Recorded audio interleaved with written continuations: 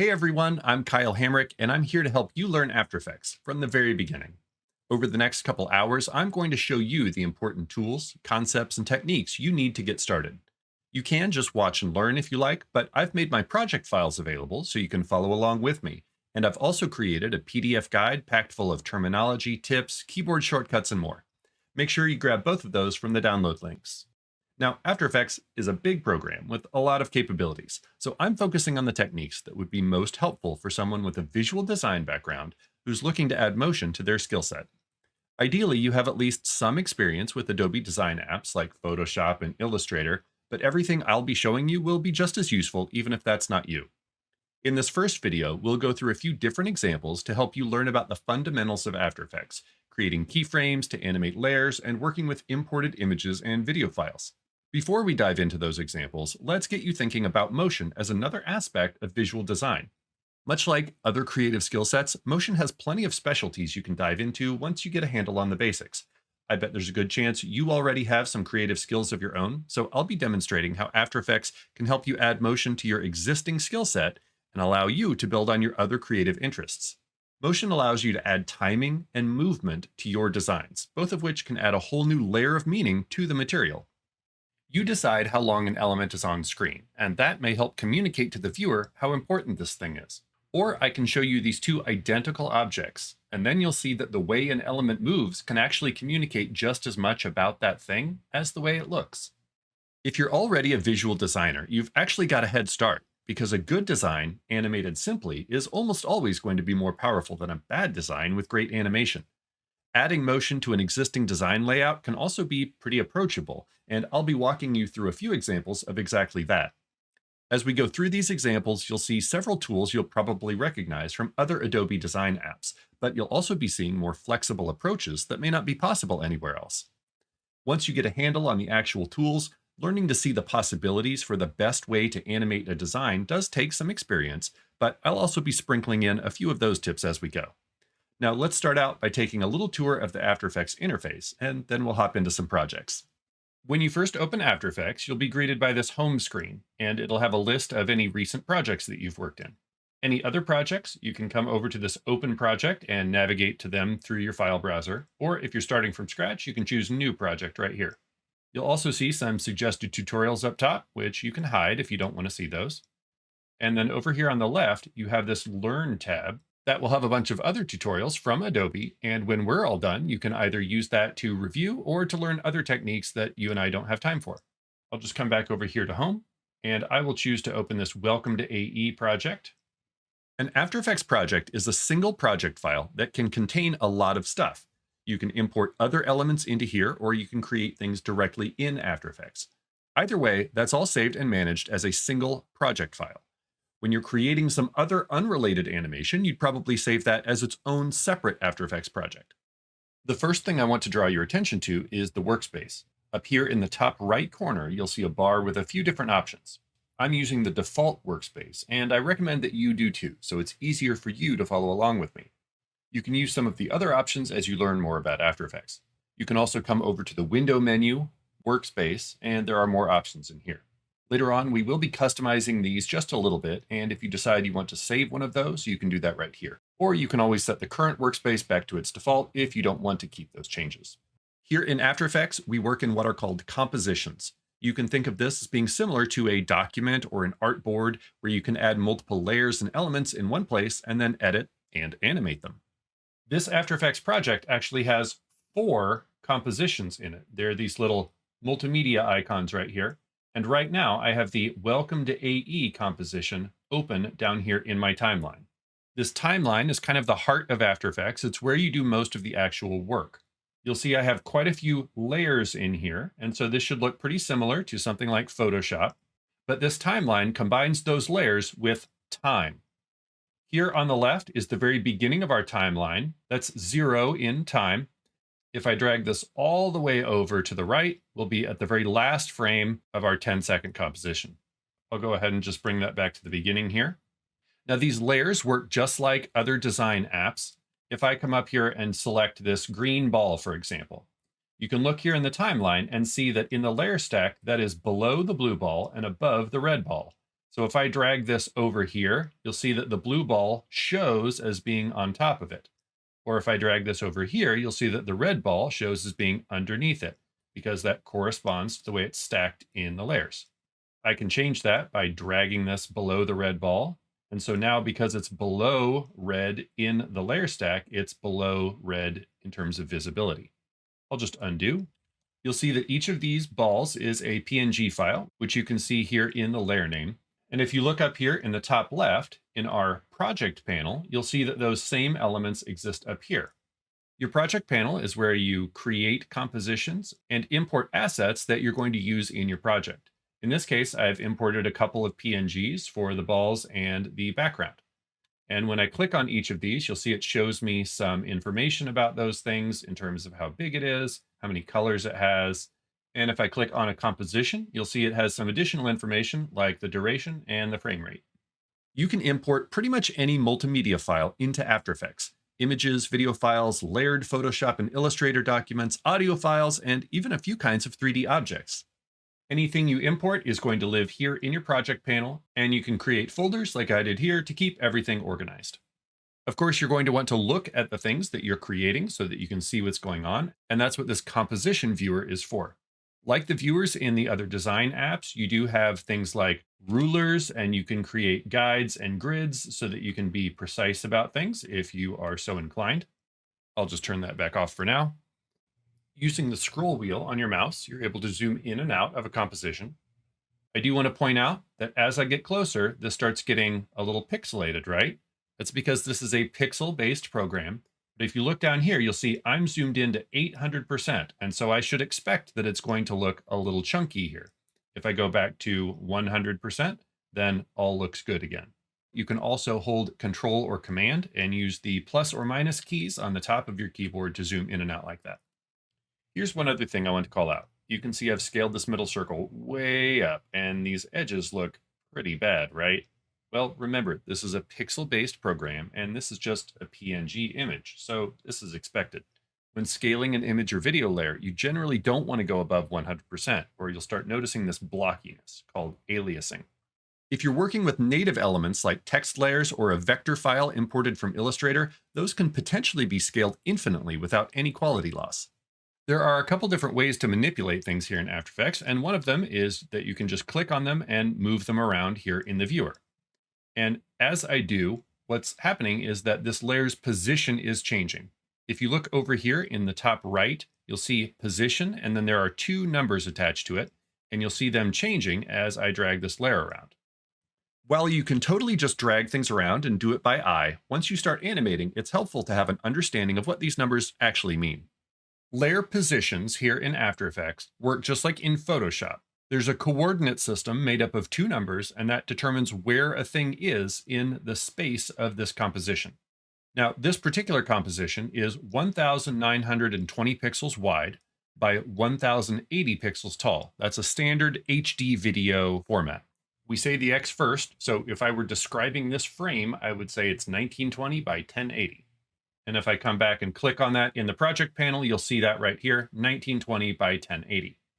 This coordinate system uses those numbers to tell both you and After Effects exactly where a layer is. And that's important since once you start animating, that may be constantly changing. 0, 0 is your top left corner. So that's 0 on X and 0 on Y. The bottom right corner is going to be all of the X and all of the Y. So for this composition, that's 1920, 1080 down here. The top right corner will be all of the X and 0 on Y. So that's 1920, 0. The bottom left corner is going to be 0 on X and all of the Y. So in this case, that's 0, 1080. And that means that the middle of any composition is exactly half of whatever the frame size is. So half of 1920 is 960, and half of 1080 is 540. So that would be the center point in this particular composition. The biggest thing to remember is that a larger X value means further to the right, and a higher Y value means down. Anytime you select a layer, either in the viewer or down here in the timeline, over here on the right, you'll see the Properties panel appear with properties that you can change about that layer. Every layer that you can see is going to have all of these transform properties right here. And we can go ahead and make those changes. You can see the scale has actually already been changed. So I can just scale this up right here by clicking and dragging on that number. Or you can also drag these around inside the viewer to change things like scale or position just by dragging your layers around. I'll just undo that. These same properties all exist down in the timeline. If I come down here and twirl this layer open right here, transform, you'll see the same anchor point, position, scale, rotation, opacity. It's all the exact same things in both places. This is just a little easier to see without having to open things up. Let's take just a minute and explore these properties. I already talked about position and what that means. So if this is 0, 0, and this is 1920, 1080, that means this layer is currently located at 960, which means it's exactly in the middle on X, and then at 675 on Y. So it's a little bit below the middle. And as I move this around, you'll see that position value change. When I animate that, that'll become even more important. The scale value is, of course, how big any layer is. And you'll see it has a little chain right here. If I unclick that, now I can scale this in either X or Y, and they don't need to stay connected. Our rotation value actually has two numbers in it right here.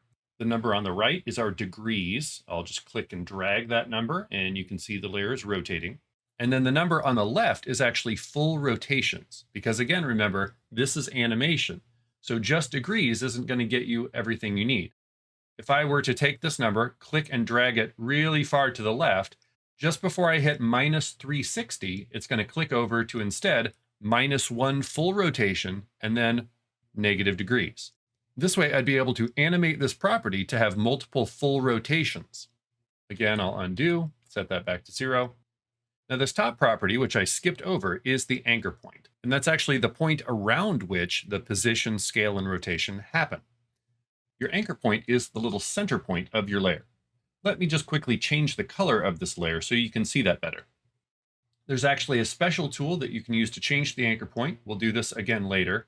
So I could set the anchor point way out here. And now if I scale this layer, it's going to scale to and from that point, or it's going to rotate around that point. As we get further into our lessons, we're going to be changing this on occasion so that we're scaling or rotating around a specific point instead of just the default layer center. Last up, every layer has an opacity value, which is how transparent or opaque the layer is. 100% means it's totally opaque. 0 means it's totally transparent. And of course, we can animate this to fade layers on and off. Just below the properties panel, you'll see we have an effects and presets. And if I click that, it will open up. And now we have this huge list of effects and animation presets that we could apply to our layers. This particular layer has an effect applied to it, so it has a little effects thing here in the timeline. If I twirl that open, you'll see that I've added a drop shadow already to this layer. And if I want to adjust that, I can do that also here in the timeline. Or there's one more panel hiding behind the project panel called Effect Controls. And that will show you all the controls for any effects on the layer you currently have selected. So I could come back up here, and I could change the shadow to a bright pink color, and I can turn that distance way up, and now you'll see that reflected over in the viewer. There are also several other panels here in After Effects that I didn't point out yet. You can find all of the available ones under the window menu in your top toolbar. We will be getting into a few of these as we work through our examples, and then there are several more that we won't be using today, but you're free to explore them on your own.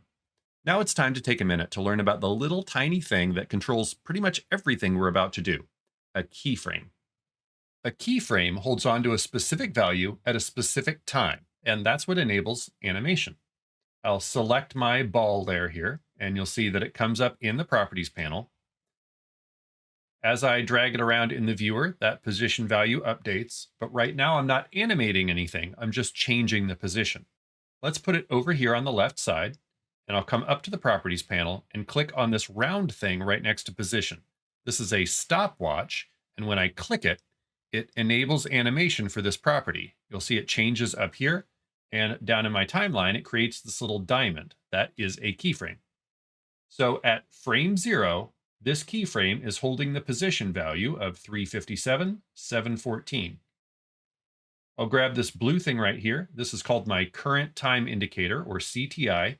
I'll drag that up to about 2 seconds. and then I'll move this ball to somewhere else on screen. You'll see it kind of gets this trail behind it showing where it was and where it went to. And then if you look down in the timeline, you'll see I have a second keyframe. So this one at 2 seconds and 1 frame is holding this new position value. If I drag back to the beginning of my timeline and press the space bar to preview, you'll see I've created some animation. After Effects is moving between this value and this value in the amount of time that I gave it. Now remember, these are holding on to a specific value at a specific time. So if I want to change this animation, I could change one of those values. So now this is my animation, right? Or I could change the time at which one of these values occurs. I could take the second keyframe and move it to frame 20, for example. Now if I preview, it will be the same movement, but much faster.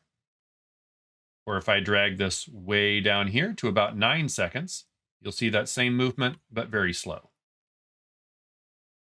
This is the basis of almost everything we're about to do. From here, we'll be making keyframes on different properties across different layers and being intentional about when they happen. I promise we're about to dive into that first example, but first I want to make sure you know how to use the project files you downloaded. Any files that are imported into an After Effects project are actually just links to that file on your hard drive. This is similar to a linked or placed file in the other Adobe design apps. That means if you rename, delete, or move something, After Effects won't know where it went. When you're working on your own After Effects projects, it's best to create a folder for each project and then keep any multimedia files for that project organized inside that same folder. I like creating subfolders for images, video, audio, anything else I'm using, so that I always know exactly where to find my stuff. When it comes to the downloaded project files, you can bring this entire folder to wherever you'd like on your own machine. The most important thing is that you do not separate the project file from this footage folder. That has all the media for each project, and if you start moving things around, you're not going to have the right pieces to be able to follow along. All right, it's time for us to get into that timeline and make something move. From your home screen, let's come up to Open Project, and then navigate to the place on your hard drive where you downloaded the project files. You'll see one folder named Make It Move folder, and inside that will be an After Effects file called Make It Move. Let's choose that and open. Once you've opened the file, you'll see one composition and then a folder full of Photoshop layers. Let's double-click that composition to open it up. And now you know what you're in for. After Effects lessons and a lot of pretty bad puns. Sorry. The first thing I'd like to do is clean up the timeline a little bit. Since these are all Photoshop layers, they all import as the same color, and so it's a little hard to look at. So I'll come over to this Make layer right here, and if you click on this color chip, you can choose a different color for this layer. I'll choose yellow. Let's go ahead and choose it, and then Control or Command click on Move so that you select both of them. We'll do the same thing and set those to yellow as well. This is helpful for keeping track of stuff, but you can also click on one of these now and select the entire label group at once. So that's handy. Our next layer is this icon, and that looks like, aha, the cow. Let's go ahead and change that name by pressing Enter. And you'll see now we can edit the layer name. So I'll type in cow and press Enter to confirm that. I'll click on that color chip and let's make that green. I think the texture and the background can stay the color they already are, but I'm a little afraid I might grab those accidentally while we're working on the other layers. So if we look under this lock column right here, we can click that for both layer 5 and layer 6, and that way we won't accidentally move them while we're doing something else. My plan for this animation is to take each of these 4 main objects, start them off screen, and have them move into place. Then they'll sit there for a second or two, and then animate back off. So in that case, we probably don't want to make our keyframes at frame 0 right now. It would make more sense to make keyframes when we want them to land on screen, which in this case is about 1 second. I'll drag my CTI up here to 1 second, which you can also see right there. And it shows up in the bottom of your viewer as well, right here. I'm going to select the Make layer, and then you can come up to the Properties panel, where you can also twirl this open and work in the timeline. This is the same thing, both places. We'll click that stopwatch to enable animation for position, and you'll see it creates a keyframe right there. If we move back to 0, now we can grab the layer here in the viewer, drag it right off the left side of the screen.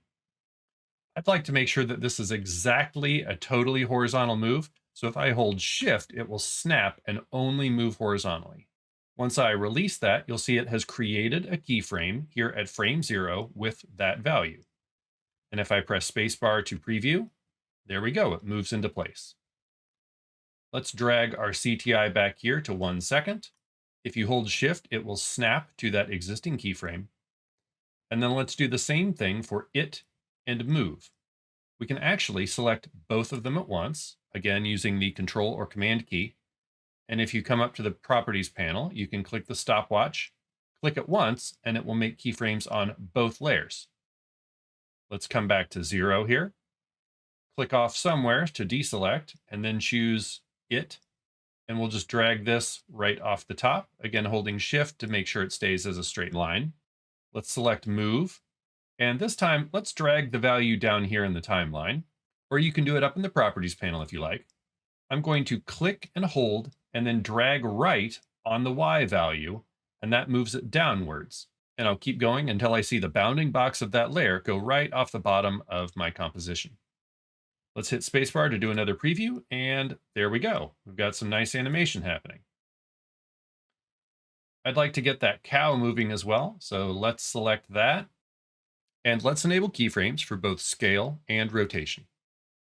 Now, if we move back to frame 0 here, let's set rotation to, I don't know, about -100. You don't have to be precise here. And then for scale, let's click on either value and just type 0 and then hit enter. Let's preview again. Hey, there we go. Not too bad. You might notice when we're previewing, we have a little bit of animation and then a whole bunch of time when nothing's happening. And that's because right now there's no other keyframes, so there's no other animation there. When it gets all the way to the end, it plays that beginning part again and then a whole lot of nothing. I don't know about you, but this feels like a lot of time we're wasting. So let's fix that. This gray bar up here at the top is called your work area, and that controls what you preview and eventually what you export. You can grab the blue ends right here and actually just drag those to be shorter. Let's say maybe 4 seconds here. We can press the home key to jump back to the very beginning of our animation. And now when we preview, it will play through that 4 seconds, which yes, still has some dead spots, and then loops back to the beginning. And it will keep playing that until we press spacebar again to stop it. I think that feels pretty good, but I'd like to offset the timing a little bit. Right now, everything happens at the same time. And that doesn't really line up with the way that we would read these words, right? Make it move, but they're all coming in at once, so it's a little confusing to know where to look. Let's stop that preview and hit home to come back to the beginning. Let's go ahead and select all of these layers by pressing Control or Command A, and then if you twirl any of them closed, they'll all close up. Just to make this a little easier to look at, I'm going to press U so that only the properties we've keyframed are now revealed. And just click off any of those. You can use the page up and page down keys to move one frame at a time. So I'm going to press page down 1, 2, 3, 4, 5 times so that I come up to frame 5. Then I'll take my it layer and just drag it over a little bit so that that is where it begins. Then let's come over 1, 2, 3, 4, 5 so that now we're at frame 10. And let's go ahead and make the cow be the next thing that happens. So we'll drag that over. And then we'll go 5 more frames, 1, 2, 3, 4, 5, so that we're at frame 15, and we'll bring move up and have that start there. Maybe this is just me, but because the cow is starting first, I kind of feel like I'd like it on top of this one. So we'll just grab that layer, drag it up here so that now it is layer 3. Let's come back to the beginning and press spacebar, see how that feels. I think that feels a lot better, don't you? Let's stop our preview, and now we'll animate these back off.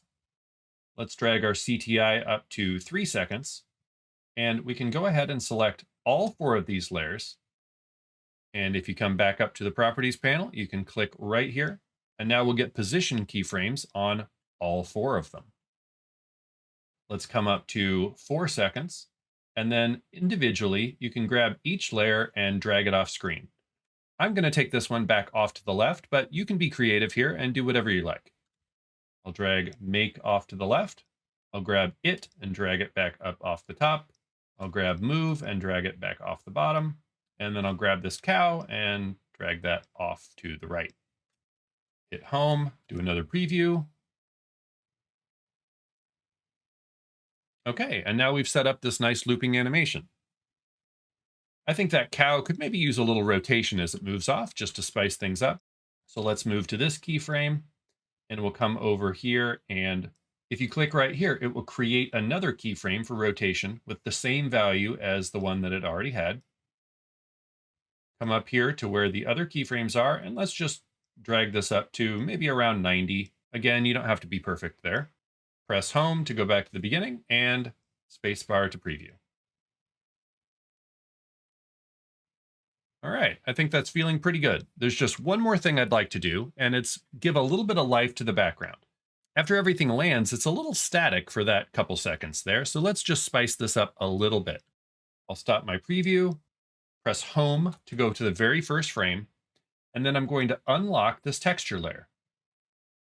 In this case, it's going to make a little more sense to work directly in the timeline, but I don't need to twirl the whole thing open. I can actually just press the P key to reveal only the position. I'll click the stopwatch right here to make a keyframe, and then I'm going to jump up to 1 second. By holding Shift and page down, you can jump 10 frames at a time. So I'll hold Shift and press page down 1, 2, 3 times, and that puts me up at exactly 1 second.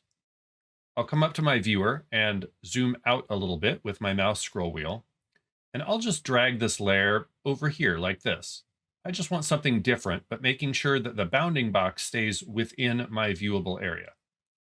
Then I'll jump up another 30 frames, 1, 2, 3, and drag this maybe like this. 1, 2, 3, and drag it way over here. 1, 2, 3, and again, a new position. Now, if you zoom back in and do a preview, you'll see this is probably not what we wanted. It's sort of awkwardly bouncing around. But I did do this on purpose because I have a plan. We can actually select all of the position keyframes on this layer, either by dragging around all of them, or you can click the word position and it will select all of them as well. Then if you right click on any of them, you'll get this pop-up menu. Right here, there's an option to toggle hold keyframe. And that means it's going to hang on to this value until it gets a new one. So instead of moving between them, it's just going to hold this and then suddenly pop to this value. So it'll get kind of a nice stop motion feel. Let's preview that and see what it looks like. Okay, not bad. I think it might need just a little bit more of that. So let's stop our preview and come to frame 15. I'll go ahead and zoom back out and grab that texture, just randomize the position. And now we can again jump 30 frames. So hold Shift and page down 1, 2, 3 times. And so again, you can just kind of work your way through here quickly.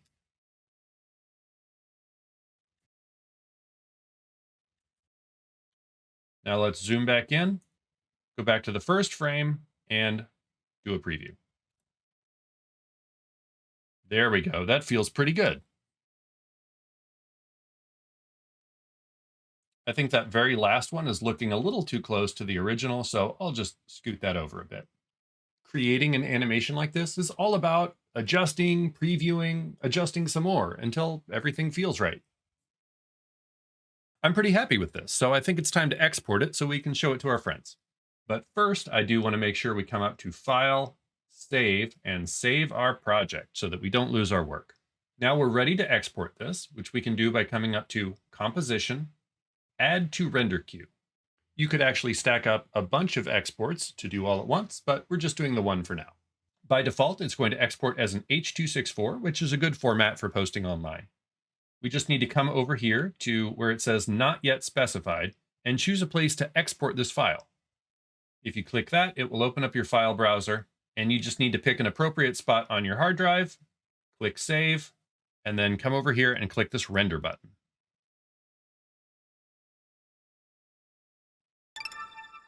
This will go pretty quick, and then you'll hear that chime that lets you know that it's done. And now you can find that file on your hard drive and preview it to make sure it came out the way you wanted. And there we go. We've got our very first animation. It's a perfect loop for a not so great pun. Well, how did it go with your first animation? I hope you did great and that you're excited to learn more. Though I do have to warn you that if you were hoping for the puns to get better, you will be utterly disappointed because I plan to milk these jokes for all they're worth. Okay, time for the next example. We're going to start fresh on this project. So if you're on your home screen, just come up and click New Project. Or if you still have Make It Move open, make sure you saved and then come up to File, New Project. Now we need to import our artwork so that we have something to work with. We'll come to File, Import, File, or you can hit Control or Command I. Navigate to the Designs folder of your student files, and then choose this Quality Cafe Photoshop file, and press Import. When you import a layered Photoshop or Illustrator file, you'll get a dialog box like this, where you can make a few choices. This drop down up top lets you choose footage, which would be like importing this as a flat image, which we don't want here. So we're going to make sure this is set to Composition Retain Layer Sizes and hit OK. Over in your project panel, you'll see that it created one composition that's from the Photoshop document, and then a folder with all the layers. We'll close that back up and double click our composition to open it in the viewer. The first thing I want to do before we do any animation is adjust our composition settings. When you create a composition based on a still image, it uses the settings from the last composition your computer worked on. So I want to make sure we all have the same settings before we start animating. We'll come up to Composition Settings, or you can hit Control or Command K. This is a good place to rename your composition if you'd like, but I'm happy with this name. If we wanted to use a preset for the size of our composition, there's quite a few here, and we'll work with some of those later. You can see that our width is 1080 and our height is 1080, so that's a square.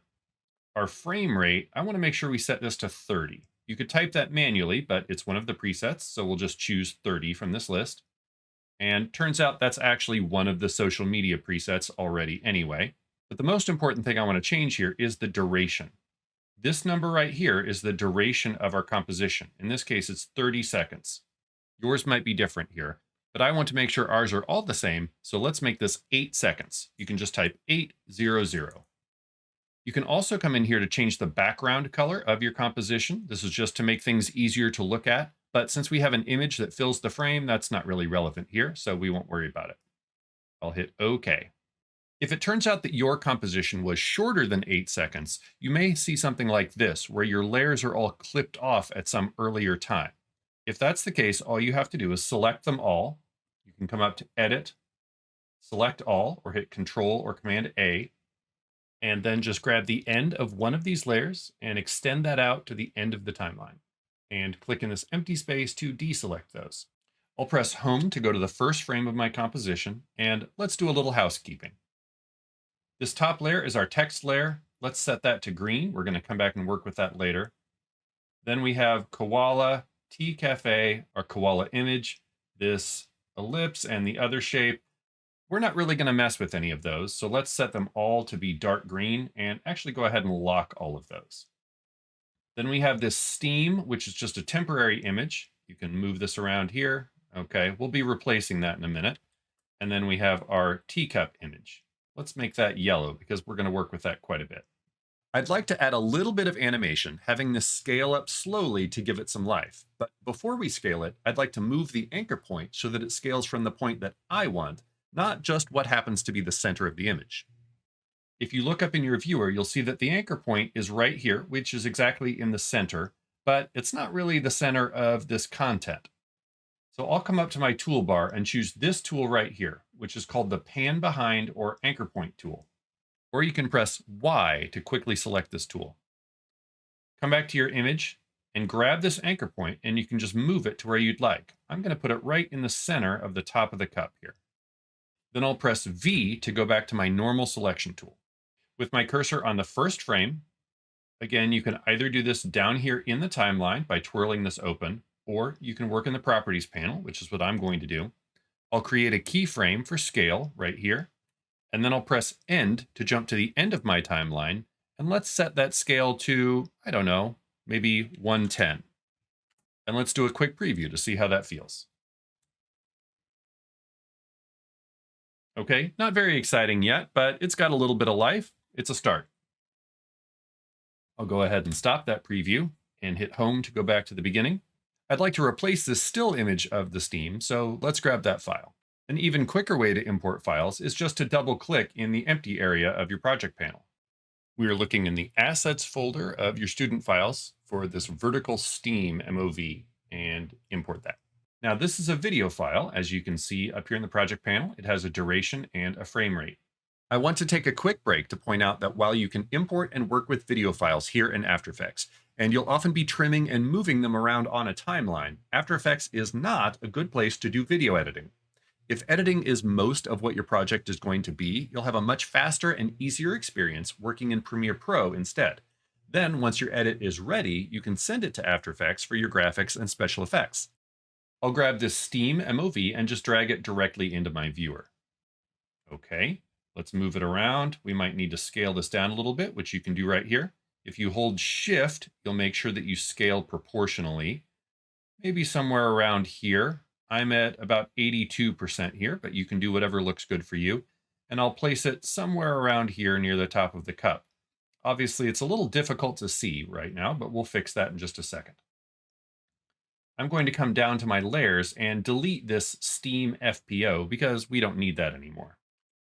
And then on this video Steam layer that we imported, we need to reveal another panel to composite this correctly. Down at the bottom of your timeline, you should have this little button that says Toggle Switches and Modes. If you click that, you'll get a whole new set of buttons right here that say Mode and Track Matte. The mode is your blending mode. And if you click on this right here, you'll get a huge pop-up of options. We're going to set this to Screen, which is a blending mode that shows only the lighter pixels and makes black transparent. There we go. That looks a lot better, although we obviously have an issue here at the edge of the image. Let's use that mouse scroll wheel to zoom out just a little bit, and we'll fix that. I'll come up to my toolbar and grab this rectangle tool right here. And we're going to draw a mask on this video layer. You can start wherever you'd like, but it's going to create a rectangle. I'm going to start roughly here, a little bit outside the frame, and draw a rectangle like this upwards to make sure I get plenty of the steam. That's going to trim this off so that it's not visible outside this rectangle. I want to quickly point out a little gotcha that newer folks sometimes run into. If you try to do this and you accidentally made a big weird colored rectangle, that's because you just created a shape layer. Shape layers and masks are actually created with the same tool, depending on whether you have another layer selected or not. If you have nothing selected, it will draw a shape layer like this. If you do have a layer selected, like right here, I have my vertical steam MOV selected. When I start drawing with that tool, it will create a mask on that layer. Now, if we were to zoom back in, this is going to create a pretty hard cut right here. So I want to come down here and twirl this open to my mask settings. And on this mask feather property, let's turn that up to about 60 something, just so that'll create a nice feathered edge. Let's do a preview and see how this feels. Boy, that's a steamy cup of tea, huh? Looking pretty good though. There's one thing that we need to adjust, and it's not super noticeable here. But remember, we animated this cup so that it's moving, but the steam is actually not moving at all. So let's bring our CTI back to the very beginning, and we're going to do what's called parenting so that we make sure this steam follows that image. You should see this parent and link column right here next to your modes and mats. You have a drop-down menu right here, or you can use this little curly Q thing called a pick whip and tell a layer exactly which layer you want it to follow. I'll click and drag here and drag this down to our image layer. And now, wherever that image layer goes, the steam is going to follow. If I were to do some other crazy stuff with our image layer, you'd see, yep, there we go. The steam comes along for the ride. This is a pretty simple use of parenting, but it's a really important concept to remember, and we'll be using this feature quite a bit in a later example. I think this steam is a little intense right now, so let's see if we can find some ways to dial it back. Now we could twirl this open and adjust the clip's opacity, and that would probably look pretty good here. But I think this might be a good time to try an effect. I'll come over to the right side and click on Effects and Presets to open up that panel. I'm going to type in Levels and choose this Levels effect. If you have your layer selected, you can actually just double click this, or you can click and drag it onto the layer in your timeline. You won't see a change immediately because we haven't done anything yet. But if you look over in the left, your project panel has now changed to the effect controls. We can open this up just a little bit more by clicking and dragging here. And then you can use this slider to make the steam more intense, or we actually want the opposite of that. Let's grab this middle slider and just slide it a little bit to the right until the steam feels a little more subtle. Let's do another preview. Okay, that's probably better. I might try one more thing just because this is a little fast. If you right-click on your steam clip, you'll get this other pop-up here. And one of the choices in here is time. I'm going to choose time stretch, and I'll try slowing the steam down a little bit just to see how that feels. This stretch factor is actually letting you decide what percentage of the original length you want this clip to be. If I type 200, that means it's twice the original length or half the speed. So I'll hit OK, and let's see how this feels. I think that feels pretty good, and it doesn't feel like it's creating too many artifacts up here. Unless it was shot at a higher frame rate, slowing the footage down means you're actually just duplicating frames. In this example, I think it works fine, but this is something you need to be pretty careful about because it can make things look jumpy depending on the motion in the clip itself. Always trust your eyes. In this case, I think it works out fine, and it has a little more relaxing feel, which seems appropriate for this tea cafe.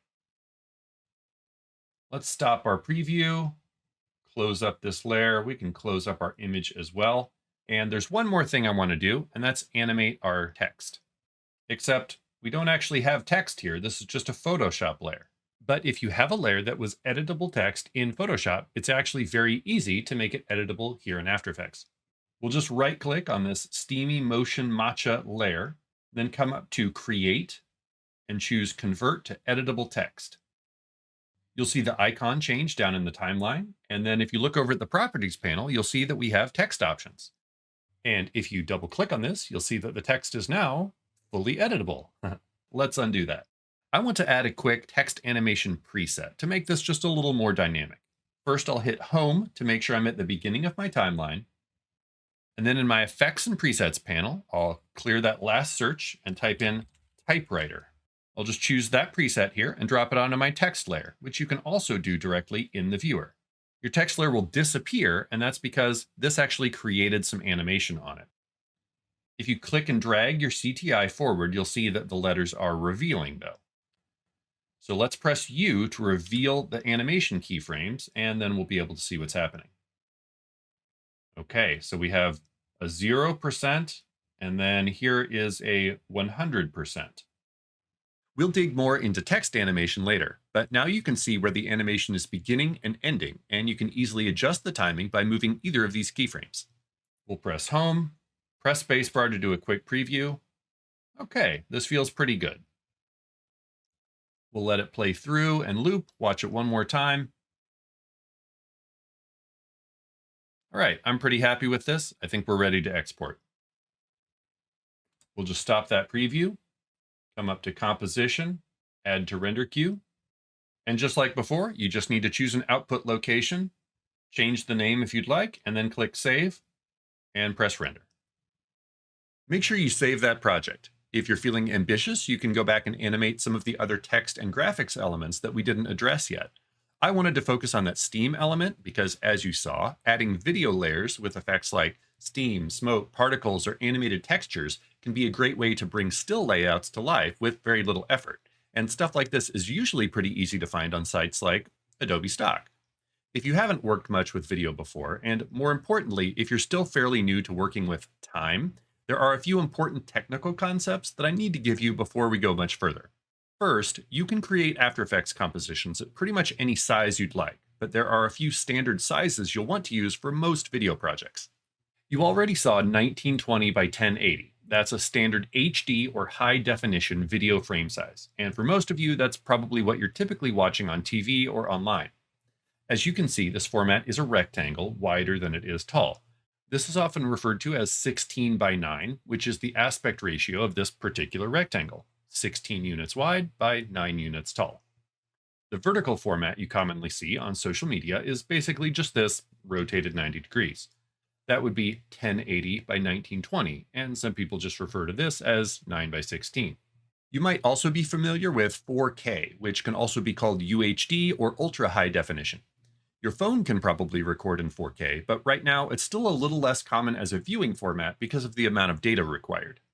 4K is also a 16 by 9 aspect ratio, but it's 3,840 pixels wide by 2,160 pixels tall. Numbers-wise, that's just 1920 by 1080 times 2. But in terms of actual area, that means 4 of those standard HD frames would actually fit inside here. So working at this size means 4 times the pixels for After Effects to process. And if you're streaming this online, it might be 4 times the data to watch it. Whichever format you choose, you can find these and other common video sizes in that presets menu I showed you before. You can change the settings of an existing composition, but especially when you're creating a new composition, this preset menu is super handy. You may have noticed that there are multiple versions of several of these, and that's because they have different numbers on the right side. That's indicating the different frame rates of these presets. A video is basically just a bunch of images all packed into a single container. In video, those images are called frames, and the amount of frames we see every second is known as the frame rate. We adjusted this in the last lesson, so let's make sure you know what that means. If you're in North America, 30 frames per second is what you're used to seeing on television. As you may have noticed on the presets a minute ago, you'll often see this listed as 29.97. This is due to some fairly arcane technical reasons that date back several decades. Just know that they're basically the same thing in practice. Many other countries have 25 frames per second as their television standard. Most films are shot and projected at 24 frames per second, so many creators will intentionally choose this frame rate to give a more cinematic feel. While modern TVs can account for this better than they used to, if you've ever watched a foreign TV show or a movie and the motion of certain shots seemed odd, it's probably because it was shot and meant to be shown at a different frame rate than the one you're viewing it in. Sports, video games, and other action-focused content often take advantage of 60 frames per second to capture the smoother motion. If you record video at a higher frame rate than you play it back, that's how you get slow motion. You might occasionally see lower frame rates in animation or in web content, which might be chosen for either technical or creative reasons. This video you're watching was exported at 24 frames per second, so I can't demonstrate anything higher than that, but here you can see the exact same movement at 24 and a variety of lower frame rates. Notice how that frame rate affects the way you perceive the movement and how smooth or choppy it ends up feeling. 2 frames per second doesn't even show us anything except the two extremes, but our brain is still able to fill in the gaps and interpret the movement implied by seeing those 2 frames in a sequence. For our next steps, we'll continue expanding on those same ideas. But before we get back into After Effects, I want to show you some important ideas about how to structure your designs to avoid creating a big mess for yourself later. First things first, After Effects uses the RGB color mode. If you have designs built for CMYK, you'll need to convert those before you can import them into After Effects. In the world of video, things are always measured in pixels, and we're just working at screen resolution here. So if you have files created at a higher DPI or PPI, that doesn't really get you anything, although it technically doesn't hurt either because pixels are pixels.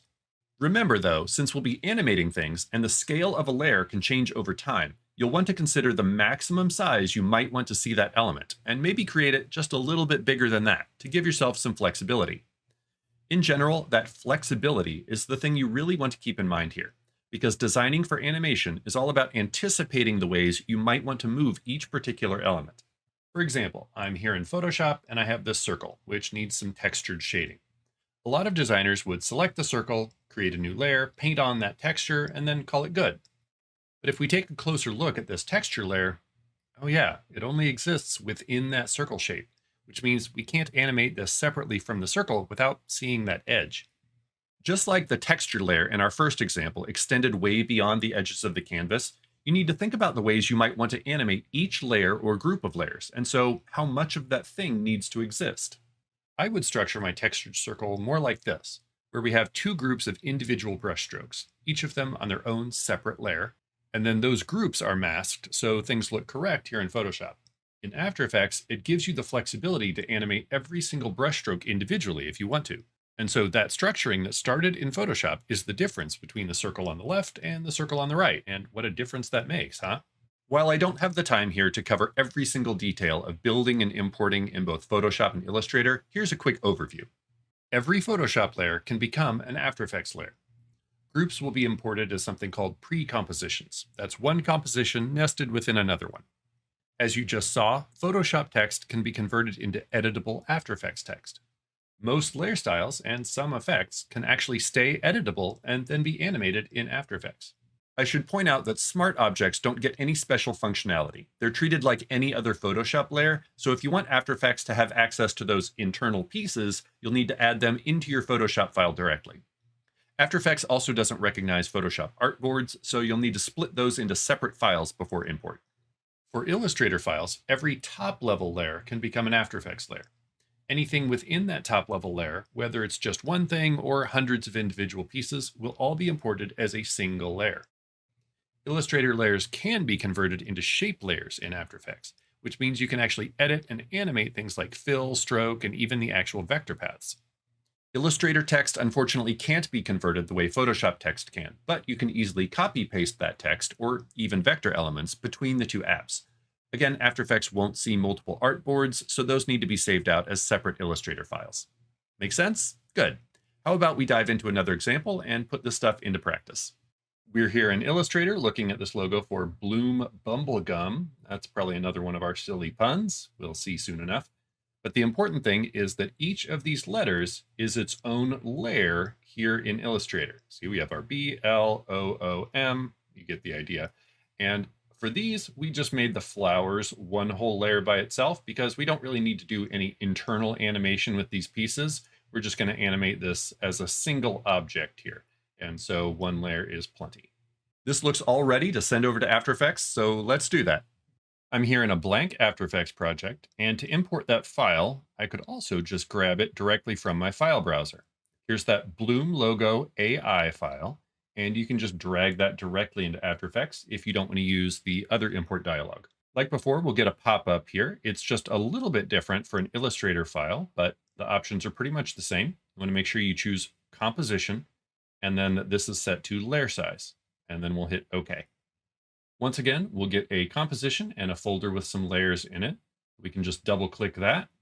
And this is the first time that we're working with a file that doesn't have a background layer. So if you come down here, you'll see that you can toggle your transparency grid if you'd like that, but I'm going to work on black. Let's come up to our composition settings. The name is fine. I would like to change the height and width and a few other things here. Let's go ahead and uncheck this lock aspect ratio. Let's just make this a pretty big square at 2200. Then you can hit Tab to go to the next field, 2200. And then we'll set our frame rate at 30.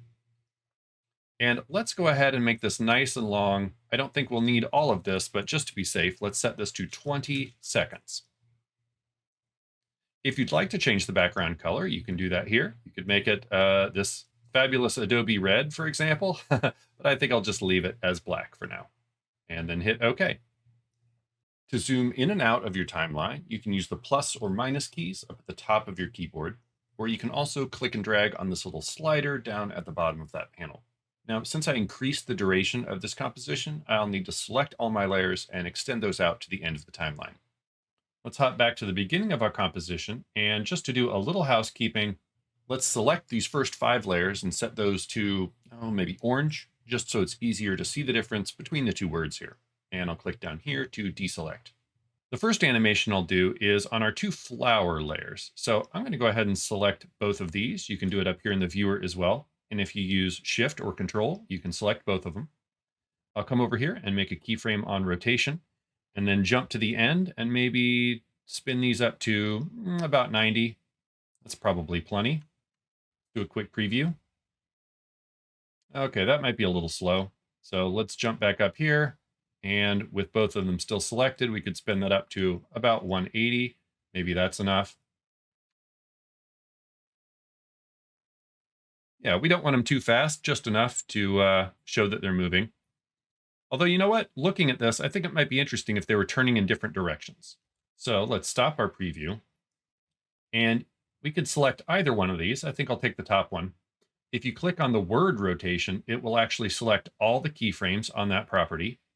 And then if you right click on either of them, you can choose right here, Keyframe Assistant, Time Reverse Keyframes. So that'll just swap all of these to go backwards. And let's see how that feels. Okay, I think that's a little more interesting.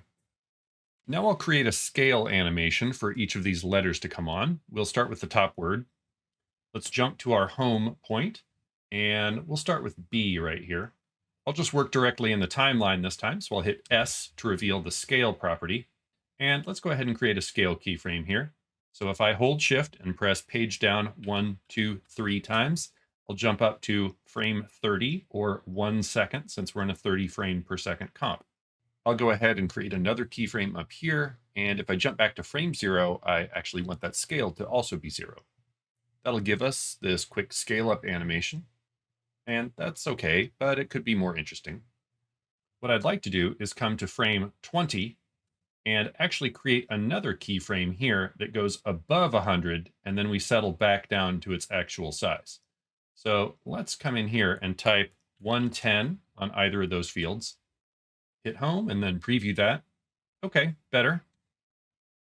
I'd like to smooth out these keyframes just a little bit. So I'm going to draw a box around all of them. Or again, you could click on the word scale. And again, I'm going to right click one of these, keyframe assistant, and then choose this option Easy Ease. Or you can just hit the F9 key, which is probably what you'll want because this is a pretty common thing. You'll see the shape of the keyframe changes. And if we watch this again, smooths everything out. I'll talk more about that later, but for now, we'll just use that. Now I'm going to jump back to home, select all of these, and come up to Edit, Copy, or you can hit Control or Command C. Then I will select each of these orange layers. You can do Select Label Group, or you could Shift select them. And then I'll come up to Edit, Paste, or Control or Command V. And we'll paste that same keyframe across all of these layers.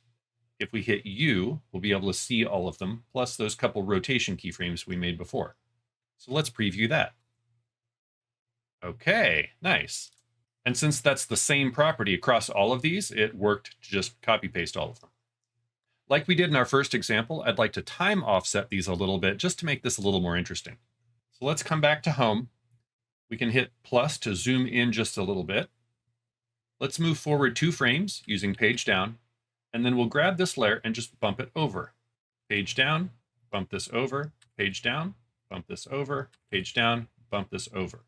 And now we've got a nice little time offset happening that should make this visually a little more interesting. There we go.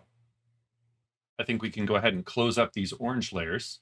And now we'll do something similar with the bubblegum layers. Let's come back to 1 second here so that we can actually line up with this other animation that's happening. I'm going to select all of these layers, hit P to reveal position, and create a keyframe. And you'll see it creates that keyframe on all of the selected layers, even though these are different values right now. In addition to using your page up and page down, you can also jump between keyframes using J and K keys. So I'll hit J to jump back to the previous keyframe. And with all of these layers selected, I'll just drag them upwards just a little bit in the viewer. And then I'll hit home to jump back to the very beginning and drag these all the way off the bottom of the composition. You can either just keep dragging until it pushes it, or you may need to zoom out a little bit to make sure you see it correctly. We'll come back down to the timeline, getting a little harder to see everything in here. I'll select all of these and press F9 to easy ease that again, and let's preview. Okay, pretty nice. We're going to do that same little offset trick here, but I think first I need a little more room to see my timeline. Let's grab this line right here and we'll just drag this up so that we can see the panel a little better.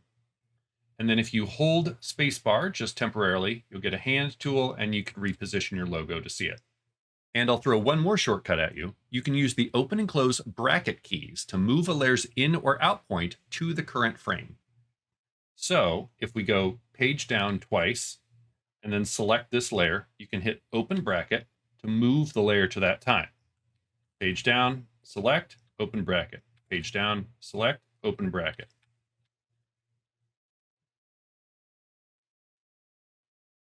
Let's jump back to home and do one more preview.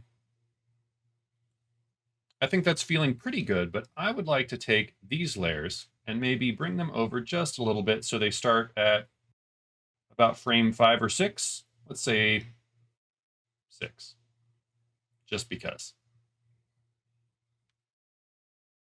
There we go. That feels pretty good. So we have a nice logo reveal here, and then we have some elements that keep moving just to keep it alive for as long as it's on screen. There's one more little touch I would like to do here, which will be easiest if we do something called pre-composing. Pre-composing is a lot like making a smart object. You're kind of packing this group of layers up into one container. You can still easily access it, but this way you can treat that group of layers as one single layer in your timeline. I will select all of these bubblegum layers, and you can come up here and choose Layer, Pre-compose. Of course, we'll want to give this a meaningful name, so let's call this bubblegum, and hit OK. And now it's packed all of those layers away into one layer. But we can still access those by just double-clicking on that, and you'll see it has all of those same layers and even all the same keyframes. We can go ahead and close this back up. What I'd like to do here is just add a little bit of an accent color here. So let's take this layer, come up to Edit, Duplicate, so that we make a second version of it. And if we jump up to our first frame, zoom in a bit, we can just nudge this top copy over one frame.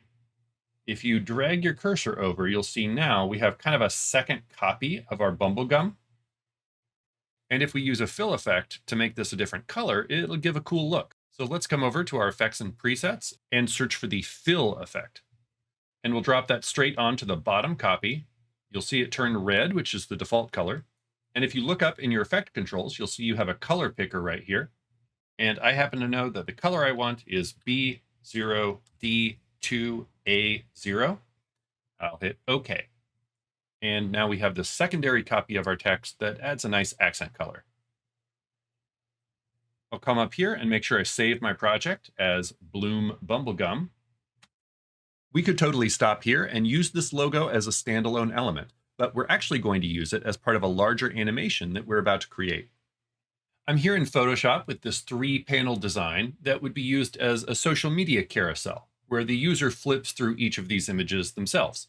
And if you're designing something like this, you're already thinking like an animator because you're telling a sequential story. In that case, it's just the user that gets to decide the pacing. We could certainly export these 3 images and turn them into a simple animation using the skills you've already seen.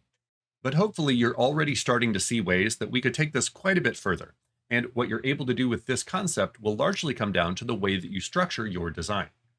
Instead of 3 separate frames, we could instead come up with one single design that unifies all of these elements, and then we could plan to show this in a single square frame as we move the design through that, as well as animate some of the individual elements.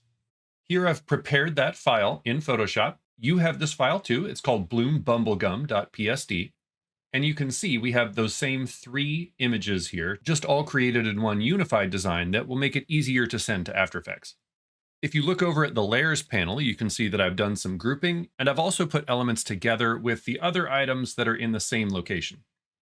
Now, when you create Photoshop groups like this, these will become pre-compositions in After Effects.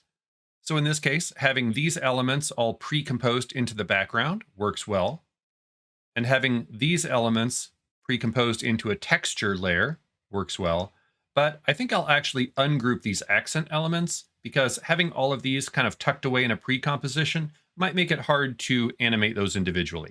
So I'll just quickly ungroup those. In my opinion, it's usually a little easier to send more top-level layers over to After Effects, and then you can organize and condense stuff in there as needed. This looks good, so I'll go ahead and save this file, and we'll hop over to After Effects. We'll just keep working in this same After Effects project. So let's come up to File, Import File, and grab that Bloom Bubblegum PSD that we just saw. And we'll make sure to import that as Composition Retain Layer Sizes. Open up that composition, and there we go, just like we saw it in Photoshop. You'll notice this also brings over the guides from Photoshop, which can be really handy. You can come up to the View menu, and you can turn those off or snap to them or not, a lot of your sort of standard controls you'd expect. You can also show rulers right here, which you can also get with Control or Command R, and then you can pull guides out just like you would expect from the other design apps. I'll just tuck that back away and turn off the ruler. Looking down at our timeline, you'll see that unfortunately the layer colors from Photoshop don't come over, so we'll need to recolor those. And the names are kind of a mouthful right now. If you pull this out, you'll see it's giving both the layer name and the document name, which is more than we probably want to look at. So right here where it says source name, if you click on that, you can toggle it to just the layer name, which is easier. Of course, you could click on any of these and press enter if you wanted to rename it, but I don't feel like we need to right now. Just bring this back over. So we're looking at a triple wide composition right now, which is not what we need. Remember, the original frames were just 1080 by 1080. So we need to change our composition settings to what we actually want to deliver this at. We'll just come up to composition settings here. And we should be able to just choose the social media square 1080 by 1080 at 30 frames per second preset. That's perfect. And for the duration, I think 10 is probably enough here. So we can just change that to 10 seconds and then hit OK. All right, this is perfect, but everything's in the wrong place right now. So we'll need to fix that. There's a lot of layers here. So I want to think about which one I want to be able to move as kind of my main animation. And in this case, that's the background layer. So we're going to take advantage of parenting again. And in this case, we're going to parent every other layer to the background. So if you hit Control or Command A, you'll select everything. And then you can use either one of these drop-down menus or the pick whip, either way, and just link all of those to the background layer. It won't link to itself, so you don't need to worry about that. And now if we change one of the transform properties on our background layer, you'll see that everything else goes along for the ride. And that is exactly what we want here. Let's go ahead and do our main animation of this sort of scrolling sideways. We'll maybe start right here at 1 second and create a position keyframe. But we're obviously not at the correct start position right now. Now you could certainly eyeball this and maybe you could find the right spot. But we can actually use just a little bit of very easy math with After Effects doing the work for us to get to exactly the right spot. Now remember, this layout is exactly 1080 times 3. And right now, if we're in the middle and we want to be in the middle of this section, that means we're exactly 1080 pixels away from where we need to be. So if we come down to our position property, or of course you could do this in the properties panel, same thing. If you click on the X value of your position, press the right arrow so that you deselect that number, and then type plus 1080, enter. After Effects does the math for you, and it gets us to exactly where we want to be.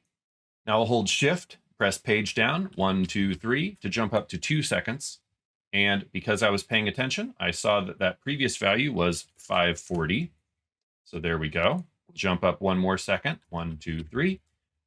And now we need another copy of this same keyframe. So you could click on this little icon here, or again, in the properties panel, where you can also simply copy, paste that existing keyframe. And then jump up 1 more second.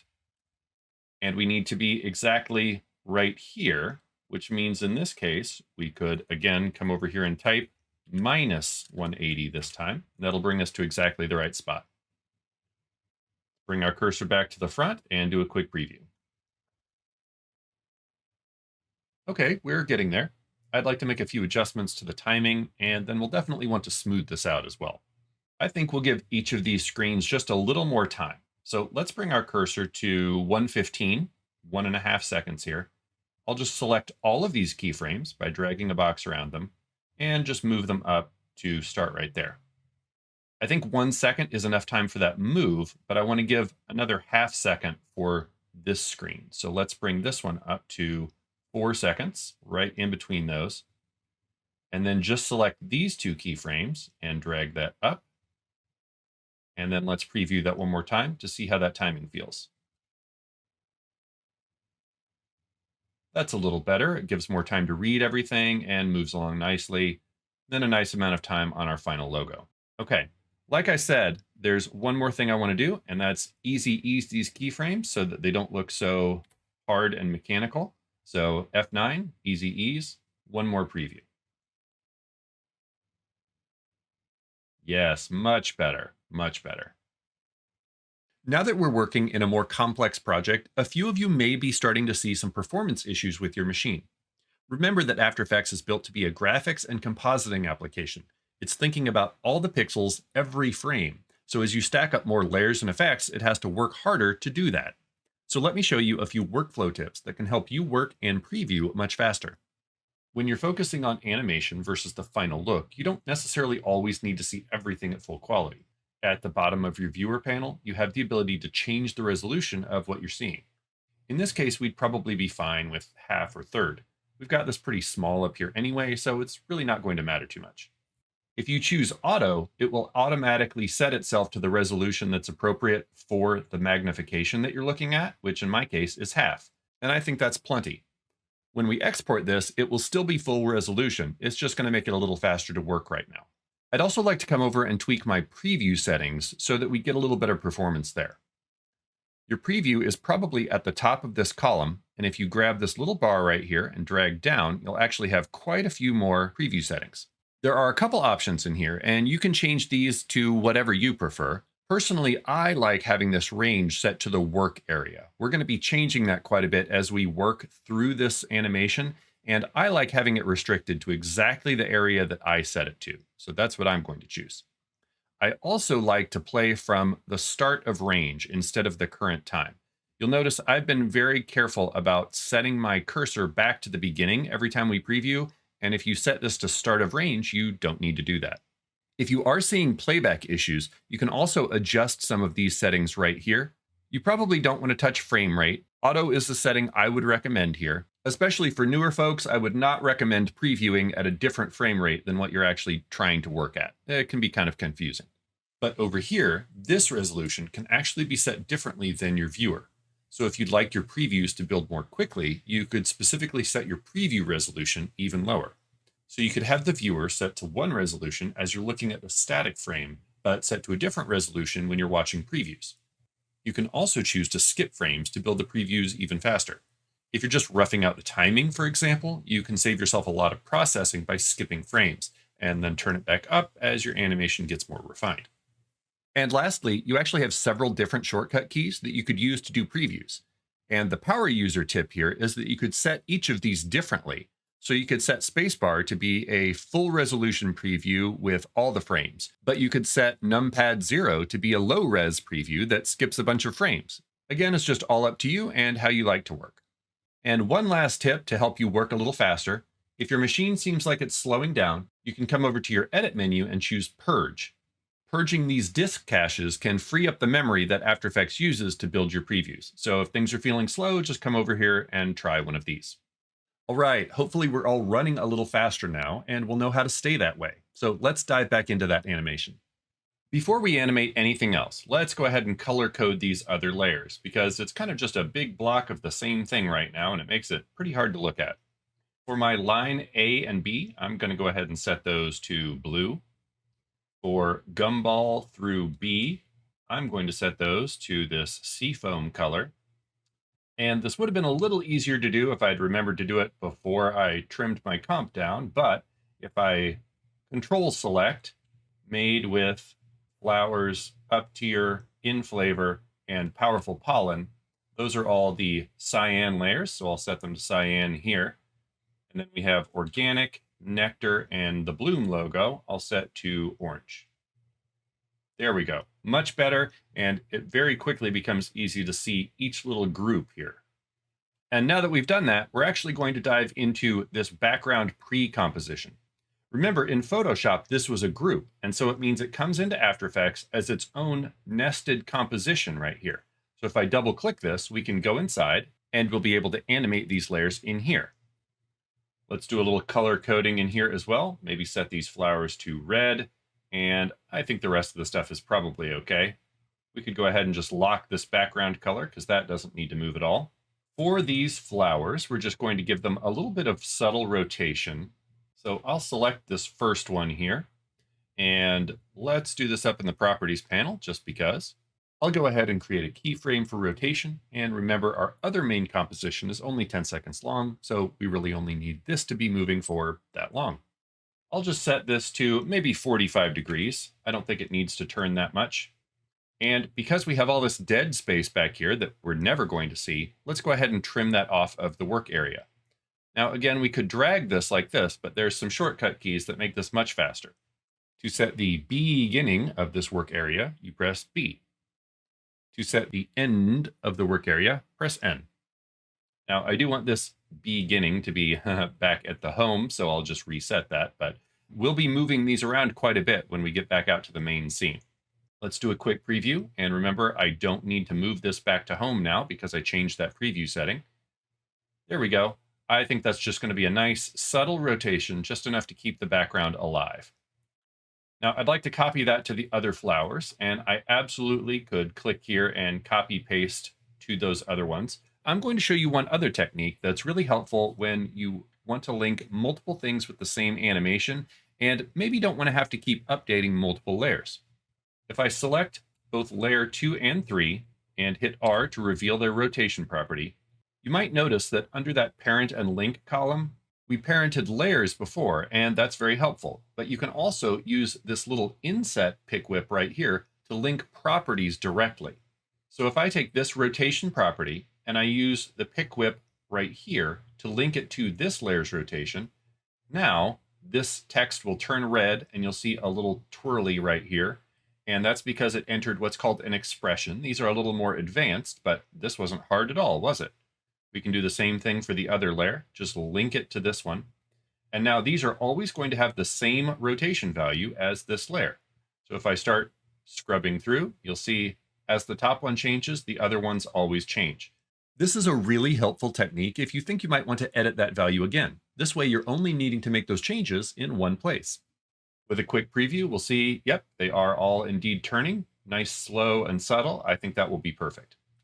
We could bring in a little more life by animating these texture layers, again, just pretty subtly. I think just the grid and the wash texture will do the same thing. We could make position keyframes on both of these, or we could parent one of them to the other and move both of them. It's really up to you. I'll just come back to home. I'll hit P to reveal position and make keyframes on both of these.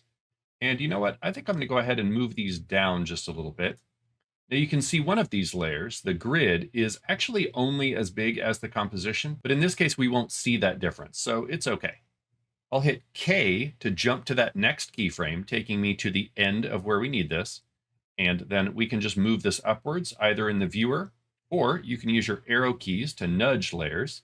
So just a little bit there, or similar to the way you can jump more frames using the Shift key. If you hold Shift and press the up arrow a couple times, you can move these quite a bit. Let's maybe zoom in just a little bit so we can see that more clearly and do a quick preview. Yes, I think that's going to be great. We have some nice life in the background, but it's still pretty subtle and it's not going to grab too much attention. Let's go ahead and close this pre-composition and see how this feels up in the main comp. I'm going to drag this just a little bit bigger so that I can zoom in and see pretty much the whole thing. This starts becoming a little bit of a balancing act here because we have a lot of layers, but we also want to be able to see. So you just need to kind of decide your own preference and make adjustments as you need. Let's do a preview. Boy, animating that background really adds a lot of life, doesn't it? That's a pretty simple trick to be able to add a lot of motion without having to do anything too difficult. We're going to animate this text in a minute, but I'm noticing these lines that would be such a great way to lead our viewer through the scene. Right here, we have this one. And then just a bit later, we have this very curvy one up here. Let's go ahead and work with this one first. And so I'll just park my cursor somewhere right between these two keyframes. And while I still have my background selected, I'll just press U so that we only see those keyframes and it hides the rest of the properties. This will be my line A right here. So we have a couple different ways that we could reveal this. But since this one is pretty simple, I think a mask will do the job very nicely.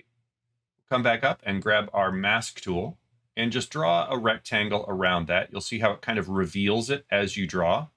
In this case, I ended up with a mask color that's a little hard to see up in my viewer. So you can color code these as well by clicking on the chip. Let's just choose something darker, maybe a dark pink. There we go, much easier to see. If you twirl open your mask right here, you can actually keyframe the mask path. So let's go ahead and make a keyframe for this. Just come back a few frames. We're going to need to adjust the timing in a minute. And then if I hit V to go back to my selection tool, I can animate this entire mask right here. Just drag it off to the left, and then you'll see it's revealing that line as it animates. Now that's going to be awfully fast, so we probably want to match this up. I might need to drag this back up here, and this mask reveal should probably be about the same speed as our background movement. When you're dragging keyframes around, you can hold Shift to make them snap to other keyframes. And since we're just focusing on this movement right here, this would be a good time to maybe go around here and hit B, and then go around here and hit N. And so we can just preview this short section of the animation to see how it feels. Okay, not too bad. I'm going to go ahead and easy ease these with F9, press U to collapse that down, and then I might just sneak this a few frames earlier. Let's see that. Yes, I think that works better. It just kind of leads you a little bit right before this starts. We'll also go ahead and start trimming some of our layers as we work with them. So in this case, this layer doesn't need to exist until this first keyframe, because it's not visible until that happens. So we could actually trim this layer off right here. Now, normally you can grab the front of a layer and drag it around. You can do the same with the end. But in this case, I already moved that off the beginning of the timeline. So I'll use a shortcut key instead. At exactly this keyframe, if I press Alt or Option and the open square bracket, you'll trim your layer off. Remember earlier, we moved a layer by using the square bracket keys by themselves. So you can move a layer with just the square brackets or trim them without moving by holding Alt or Option. And then we can actually scrub up here until this one is off screen, maybe around here. And then we could press Alt or Option and the close bracket to trim that off. And so as we start doing this with all of our layers, it will be much easier to see what is on screen when. Let's do the same with this second line here. This looks like a good frame to work on it. So let's grab another mask and see how this works. Again, we got kind of an odd color, so let's just set that to something darker, a little easier to see. And I'll grab my selection tool. And thinking about it, this may not work as well with a mask, because as we reveal this, we're going to have this area right here. So we can kind of just work through this right here. This drop right here is all going to happen at once, and I think that's going to be a little bit severe. So I'm actually going to delete this mask and try a different technique. I'll come over here, select the mask, and press delete. I'm going to come up here and grab my pen tool right here. This works just like the pen tool in Photoshop and Illustrator. And with this layer selected, I'm going to click and drag and do my best to trace this path. If you just click, you'll make straight lines like this, and those won't be quite precise enough in this case. I'll just undo those. So you want to kind of find your curves and then just click and drag to pull out these tangent handles. And just do your best here. It might take a little practice. There we go. And if you need to make any adjustments, you can just hit V to go back to your selection tool and do any little touch-ups that you think you might need. So now we have a mask, but in this case it's open, so it's not hiding the layer. We're going to use this to drive an effect to reveal this line for us instead. I'll come over to the effects and presets and type in stroke and find the stroke effect under generate. We will add that to our layer right here. You may see a little bit of a white line on your layer originally. That's just the default setting. Let's come over to effect controls, maybe change this to something easy to see like a red. And then I'm going to turn up this brush size until it covers my dotted line. You could also come back and make any tweaks that you need to your path. But again, if we turn this up just a bit wider, we really aren't going to need to be perfect here. I'll just turn this up to, there we go, 6 or 7, that's plenty. And then we'll be able to use either the start or end value, I'll use end in this case, to animate this line along the path. And then we'll use that to reveal the layer underneath it. So let's go ahead and make one keyframe for end, move back just a few frames using page up, and scrub that all the way down to 0. We can hit U to reveal those keyframes, page down to move forward a frame or two, just so we can see this. And now what we actually want is not to see this red line, but for that to reveal the layer. So we need to choose Paint Style, and on this drop-down menu, select Reveal Original Image. And now we can see our original layer again. We just need to time this better. So let's drag this keyframe to match up with this one, and this keyframe to match up with this one. Again, we could hit J to jump to this keyframe and Alt or Option open bracket to go ahead and trim that. Grab both of these, F9 to easy ease. And like this one, we probably want to move it just a little bit earlier. We can come up here to our work area, drag this over a bit, and now we'll do this preview and see how it feels. That might be a bit fast. Let's try that again. Let's go ahead and drag the second keyframe a little bit later. That feels much better. So it looks like I ended up just a few frames beyond that move. Looks like I'm at 503, but you can put this wherever you'd like. Now I'll hit Home to go back to the beginning and press B to stretch out my work area. Let's go ahead and make this a bit smaller so we can see the whole thing. And let's watch this whole first portion to pay attention to these lines.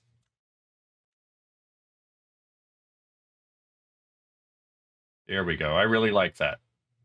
Notice how these lines really lead us from scene to scene. This is called eye trace, and it helps you lead your viewer through your animation. When used effectively, you can direct your viewer's eyes to exactly where you want them to look. We're going to work with the smaller blue text first, so I'll control-click both of those, and we're going to animate the position property, so I'll hit P to open that up. Then I'll nudge this by holding Shift and pressing the left arrow once, maybe twice, and then make a keyframe. We'll move forward a bit on the timeline, and then Shift right arrow twice to get back to the original position, and then twice more to balance that out with those first keyframes. And so this is going to give just kind of a nice little drift on these layers. That feels a little fast right now, so we'll go ahead and drag these over and see how this works out.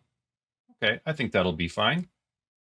And then I think it might be a little more interesting if they were moving in two different directions. So I will highlight these two keyframes on the lower of the two layers, right-click, Keyframe Assistant, and choose Time Reverse Keyframes.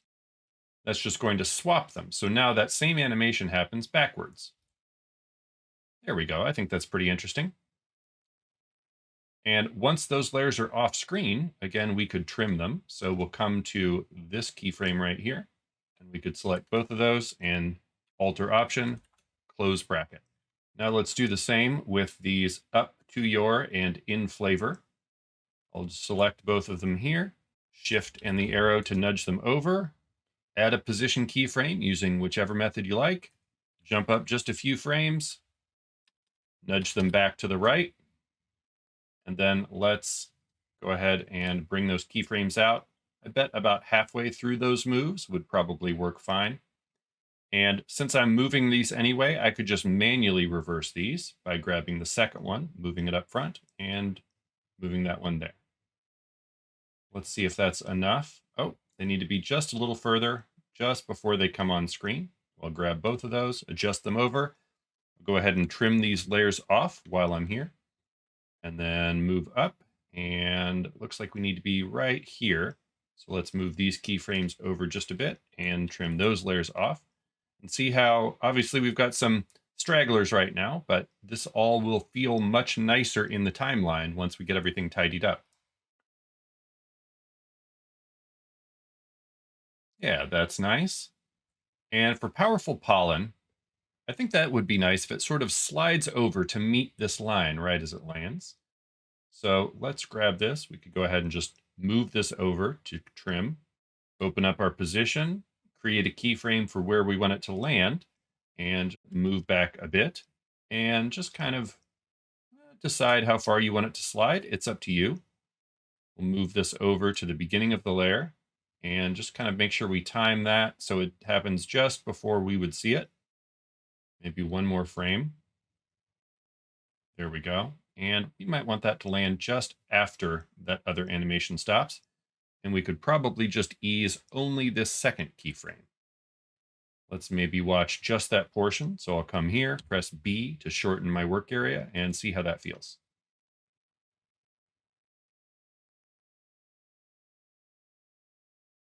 Not bad. I might tweak this just a little bit, move it up so that move happens just a little bit slower, bring this back over just a few frames later. This is the part where you need to just kind of watch it and adjust until it feels right.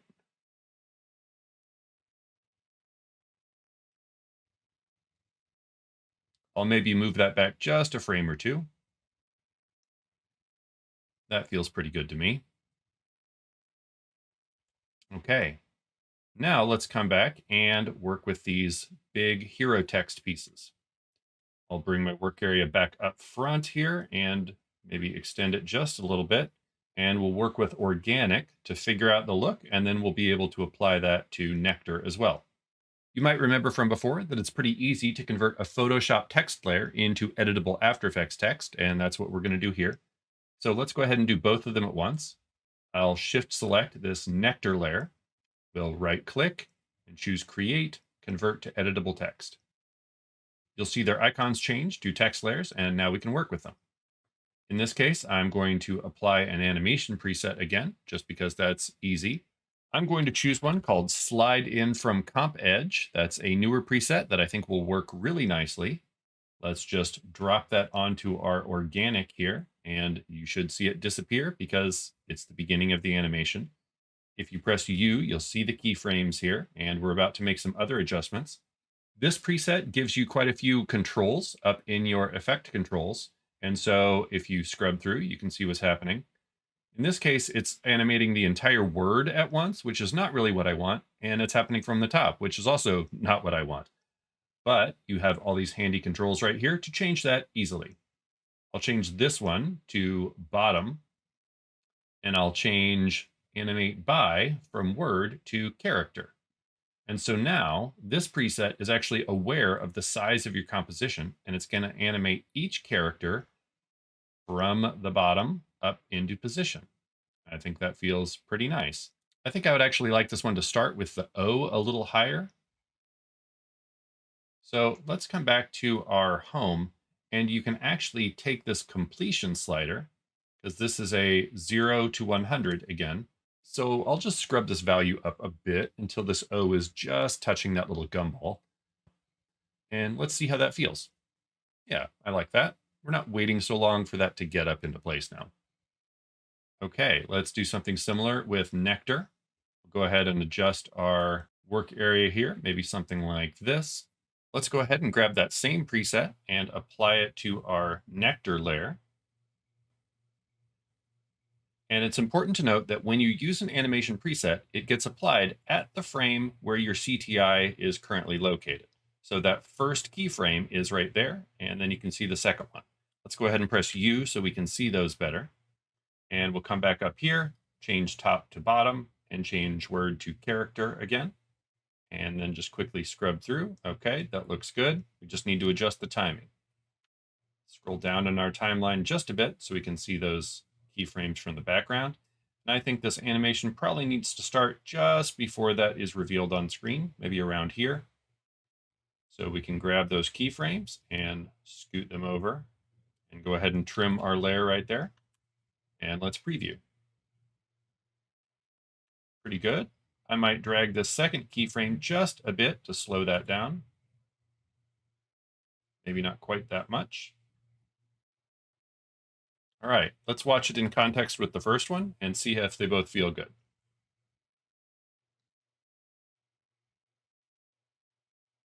I'm happy with that. Let's go ahead and save our work. And to match what we did on the logo animation, which we'll add to this in just a second, I'm going to duplicate these layers and add a secondary color to them. So let's come up here with organic. We'll grab that layer and hit Control or Command D to duplicate it. And then we'll nudge this top copy over one frame. You should see that here in your viewer. And then we'll select the bottom copy. And over in your properties panel, you have a fill right here, and we can eyedropper this to this light green. And so we get that same kind of, oops, we probably need to just nudge both of those over one frame to fix that. Good enough. There we go. And then we'll do the same thing for Nectar. Control or Command D to duplicate, move the top copy over one frame, select the bottom copy, and then eyedropper to that pale green. And again, give that a quick look. I think that feels nice. We'll go ahead and bring our cursor over here, and let's add that animated logo that we created earlier. I'll come back over to my project panel. Let's close that up so we can actually see what we need. And this will be our Bloom logo that we created earlier. I'm just going to grab that and bring it down into my composition. And you'll notice as I drag vertically, you can choose where in the layer stack this new layer goes. So I'll just bring this down and put it right above this other Bloom logo. It's a bit too big right now, so we'll need to adjust that. Let's come down here in our timeline, and on this new pre-composed version of our Bloom logo, we could hit S to open up the scale and just scale that down until we find the right size. If you want to be more precise, you can hold Control or Command while you scale. I'm finding this a little hard to match up, so I'm going to show you a little trick. If we click right here to toggle these switches and modes, we could choose a blending mode that makes it a little easier to match this up. Let's choose the difference mode, and then anything that's exactly the same will turn to black. So we can just use our arrow keys here to nudge this layer around until we get it into just the right spot. That looks pretty perfect. Obviously, the flower's a little different because they're animated. Now that that is set, I will put this layer back to normal and delete our original Bloom logo because we don't need that anymore. But we do need to make sure that this new one, which we can go ahead and turn orange, we need to make sure that that is parented to the background like everything else. And then we'll figure out the timing by just scooting this over to somewhere during those two keyframes where we're moving into position here. Let's come around here, hit B to set the beginning of our work area, and we'll drag this out a bit just to kind of make sure that lands at the right time. That feels pretty good to me. We're getting really close. We've got all of our major pieces animated, but paying attention to the details, even if you're just adding something subtle, is the best way to make sure your animation will be really engaging. Let's go ahead and jump back to the very beginning of our composition, and we'll quickly animate this star shape, which is right here, layer 14.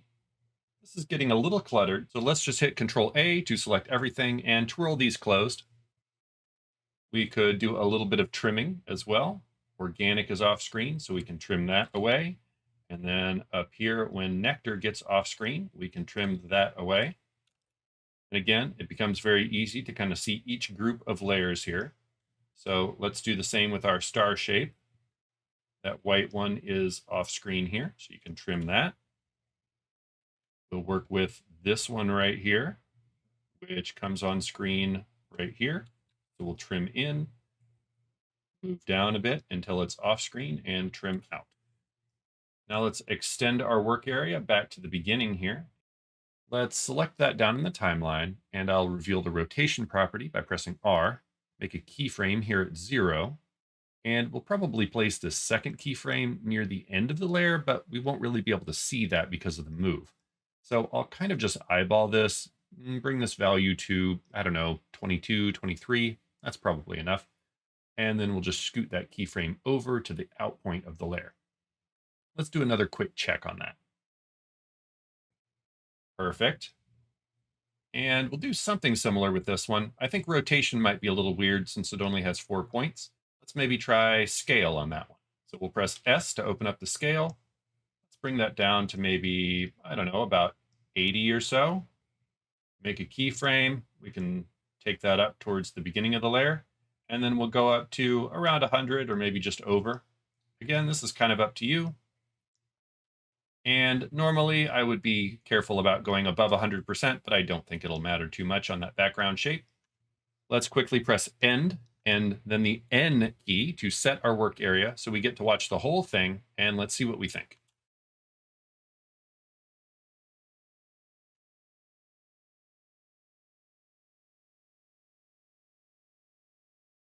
I think this is feeling pretty good. There's another detail I'd like us to look at though. You might remember the technique we used to animate the texture in our very first example. You could use that exact same idea here. Let's just double click that speckle texture, which is another pre-composition. And you'll see inside here, we actually have 2 layers, a white and a blue. You may not be able to see much of the difference here. I would just zoom out. Let's go ahead and change one of these to a different color, just so it's a little easier to see. And then I would come back to the very beginning of the composition, select both of these, press P to reveal position, make a keyframe for both, and then we can go ahead and set these to hold keyframes now By right-clicking, toggle hold keyframe, and now any keyframes you create on the rest of this will all be hold keyframes. So you can decide for yourself what rhythm feels good. You could make another keyframe every second or every 15 frames. That's up to you. You probably also noticed these other great green details, like these little gumballs. And here you have a few more and this other little green shape. And then you have this fun little bee friend here at the end as well. I'm certainly seeing some opportunities to bring those bits to life, but we're going to look more at using After Effects as a design tool directly and exploring more of the creative capabilities within this app. I'll be showing you some additional compositing options you can use to create more complex looks, and we'll also explore a few more of the effects and other tools that you can use to create content directly within After Effects itself. There are a ton of effects in here. It's half of the name, after all. Some of these effects will need an image or video clip to be effective. Some might actually be partially controlled by a different layer in your composition, and several of them can actually create new pixels all by themselves. I'm going to showcase a few different examples here to hopefully get you excited to try more of them for yourself. But first, I want to give you a few insights into the way After Effects processes the visuals that you create to help you understand the flexibility you have in here. If you'd like to follow along, you can find these two images in your downloaded assets folder. But feel free to use any other images you'd like. Your specifics will look a little bit different, but the ideas will be the same. I've created a new After Effects project and imported those two images. I'll start by grabbing this orange background PNG and drag that over here to where it says New Composition from Footage. As the name implies, that creates a new composition with the specs from this image. Then I'll come back to my project panel and grab this Boulders JPEG and drag that into my composition as well. You'll see this is pretty big, so I'll zoom out and scale this down, holding Shift to scale that proportionally. I would like to draw a mask on this layer, so I'll come up to my toolbar and long press on this shape tool, which gives me access to other shapes in here. I would like to select the ellipse tool, and then making sure that I still have that layer selected, I'll click and drag to start drawing a mask, and I can hold Shift to make that a perfect circle. Once I've drawn that, I can press V to go back to my normal selection tool. And once I click off of that, you'll see the layer's bounding box comes back, but now it's constrained to the size of that mask. I can now grab this and move it around wherever I'd like in my viewer. Or if I would like to change where that mask sits on the layer, you can double click the mask and you'll see that has its own style of bounding box. You can move that around without moving the layer itself, or double click to confirm that. And I could single click on any of these Bezier points and edit those individually. I'll press Q to reselect that shape tool and then draw a second mask on this layer. And you'll see that in this case, that adds to the shape that I created. Let's come down here to our timeline to check out some of these mask properties. Each mask has an invert switch right here, or this drop-down menu that allows you to choose different modes for each mask. I'll set mask 2 to subtract. So up here in the viewer, that second mask is now cutting away from that first shape that we created. If I were to come down here and drag mask 2 above mask 1, you'll see I get a totally different result. In this case, mask 2 is subtracting itself from the main shape, so it's a cutaway, and then mask 1, since it's below mask 2, is now adding itself back into that shape. I'll just undo to get that original arrangement back, and now I would like to add an effect to this layer. I'll come over to my Effects and Presets panel, and while I could search for this effect, I will actually just come down to my Color Correction menu and twirl that open. I'm looking for the Tritone effect, and since I currently have my layer selected, I can just double-click to apply that. You'll see this doesn't look all that different because this image was already kind of brown in this case. But if I come over to the top left, you'll see in my effect controls, I can change the highlights, midtones, and shadows of this image. I'll click on the color chip for midtones, and I'll be using this medium teal here, which is 1C9193. You can use whichever color you'd like. And you'll see now it changed that image to be tinted with those colors. I'm going to add another effect. From the same menu here, we'll grab levels. And again, just double click to apply. Coming back to my effect controls, the levels effect gives us the ability to move the black point and white point of an image. So I'll just bring that black in quite a bit and bring the white in quite a bit. And this is going to make this image much higher contrast. The thing I want to show you is if I grab this levels effect and drag it above tritone, now I get a very different effect in my viewer. Because in this case, now I'm crushing that image down to the point where there's almost no gray for these midtones to affect anyway. This concept is pretty important here in After Effects, where the outcome of an effect or tool may depend on what else you've already applied, and where that sits relative to those other things that you've already applied. I'll disable this tritone effect by clicking on the little effects button right here, and then come down to my timeline. And if you don't currently see your blending modes, remember there's this toggle switches and modes button down at the bottom. Then under this modes heading, I'll click on this drop-down menu and set this layer to multiply. Multiply blending mode makes white pixels transparent, so as you can see here in the viewer, that's what we're getting. Again, if I come back and adjust the white setting on this levels effect, you'll see that makes a big difference in terms of the visibility here. Because this blending mode is showing only the dark pixels, so if I change the white and black values of the layer, it's going to affect the way that it's composited. To show you yet another option, I'll come up to the Layer menu and choose New Adjustment Layer. Adjustment layers have no content of their own, but when you apply effects to them, that effect is applied to everything that sits below the adjustment layer in your timeline. I'll come down here and twirl open the effects for that boulder's JPEG and grab that tritone effect that we had before, copy that, and paste it to our adjustment layer, and then come up and re-enable that. And now that tritone effect is applying to everything below the adjustment layer. These work like normal layers, so I can move this around, and now you'll see that it's applying to everything below it, but only in the areas where it's actually visible. To take this even further, I could press Q to get my shape tool back and draw a mask on this adjustment layer. And now that effect is only visible below this adjustment layer, but only within the bounds of that mask. Cool, right? This can be a lot like working in Photoshop, but with time. I'm using still images here to keep things simpler, but the ability to easily do this with video and to animate these layers in addition to the effects and compositing we just added enables you to create almost anything you can imagine. And since these properties can be animated, it means that most of the features in here are totally non-destructive and always stay flexible. For example, once you start animating, you may find that those masks we just created don't quite get the effect you're after.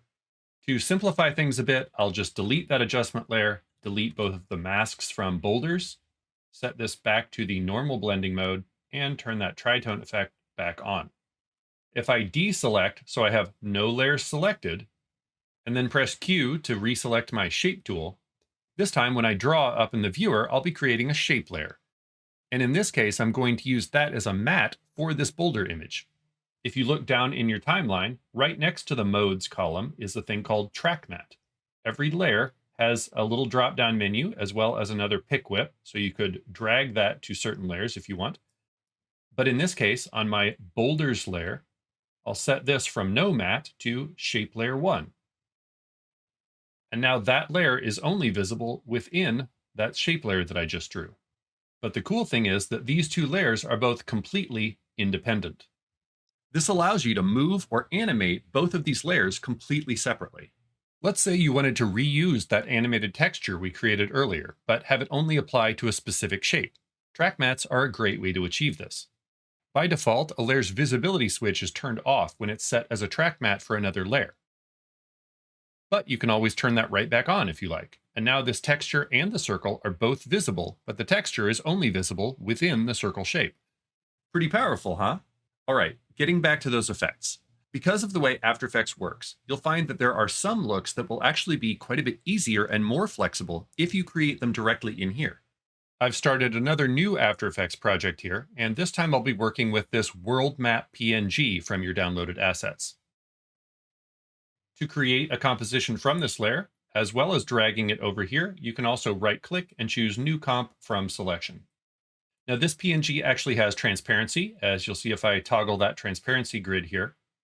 So I'd like to create a background color to sit behind that. I'll come up to Layer, New, and choose Solid. This creates a layer of solid color at the composition size, unless I choose to change it, and you get to choose whichever color you'd like. I'll be using this deeper blue 212 D5F, but again, you can use whichever color you'd like. It will create that above my other layer, so I just need to come down to my timeline and drag that below. Now I'm going to pre-compose those two layers, which is another way to apply one effect to multiple layers at once. I'll just click and drag to select both of these, and then come up to Layer, Pre-compose. And make sure I give this a good name, like Map Pre-comp, and then hit OK. Now these are both treated as a single layer in this composition, but as you'll remember from before, I can double-click to get access to those layers inside there if I want. But I'm planning to apply one effect to both of them. In addition to getting effects from the effects and presets, you can right-click on a layer, choose Effect, and then navigate to the appropriate folder. In this case, I'm looking under Perspective for CC Sphere. Here it's wrapped my layer around a sphere, and I have some controls where I can change things like the radius and twirl open this rotation. And look at this, I now have a totally customizable globe. I could even come down here and adjust the light and shading if I would like. With effects like this one, you could totally just use After Effects as part of a static design pipeline, just to take advantage of that flexibility. To export this to use somewhere else, I could come up to Composition and choose Save Frame As File. As before, I just need to choose where it saves. And then I get my same render queue. You can choose a format that supports transparency. In this case, since this image has it, I'll choose PNG and make sure that my channels are outputting RGB plus alpha. That will retain all that transparency information. Choose OK, and then just render. And there's our image with transparency. I probably should have trimmed that down first, but you get the idea. I've got one more effect to show you before we move on. The name may not sound that exciting, but it's extremely versatile, and it's one of my favorite effects, fractal noise. I'm again in a brand new project here, and I'll just click this New Composition button. I think an HD at 24 frames per second will be just fine, and 8 seconds duration sounds great. I'll press Control or Command Y to create a solid again, and the color doesn't really matter. Let's come over to the effects and presets and search for fractal noise, which is under the noise and grain group. Now, this doesn't look like much at first, but trust me, it's pretty cool. Let's dig into some of the controls. You actually have quite a few of them over here, including several that can be twirled open, like transform. And you can choose from different fractal types, different noise types, and all sorts of other things that you can adjust. Just to show you some of the versatility, I'll change the noise type to block, bring this complexity all the way down to 1, and maybe change the contrast, turn that up quite a bit, bring the brightness down. And look at that. Now we have an abstract block pattern. Coming back over here, this evolution control allows you to animate this texture over time, so you can do all kinds of neat stuff. I'll press that reset button up at the top of the effect panel here. And then let's start by bringing the scale way down, bring the contrast back up, and bring that brightness down quite a bit until we have just little speckles here. And honestly, this isn't too far from some of the textures we were using earlier. And remember, you can animate this, which gives you some really neat capabilities. Okay, last one. We'll reset one more time, set the fractal type to dynamic twist, bring that contrast up to about 200, bring the brightness down to about -20 or so. I think that's good. And now I'll create a keyframe for evolution, and then press End to jump to the end of my timeline and just scrub that value up to around 1 full rotation.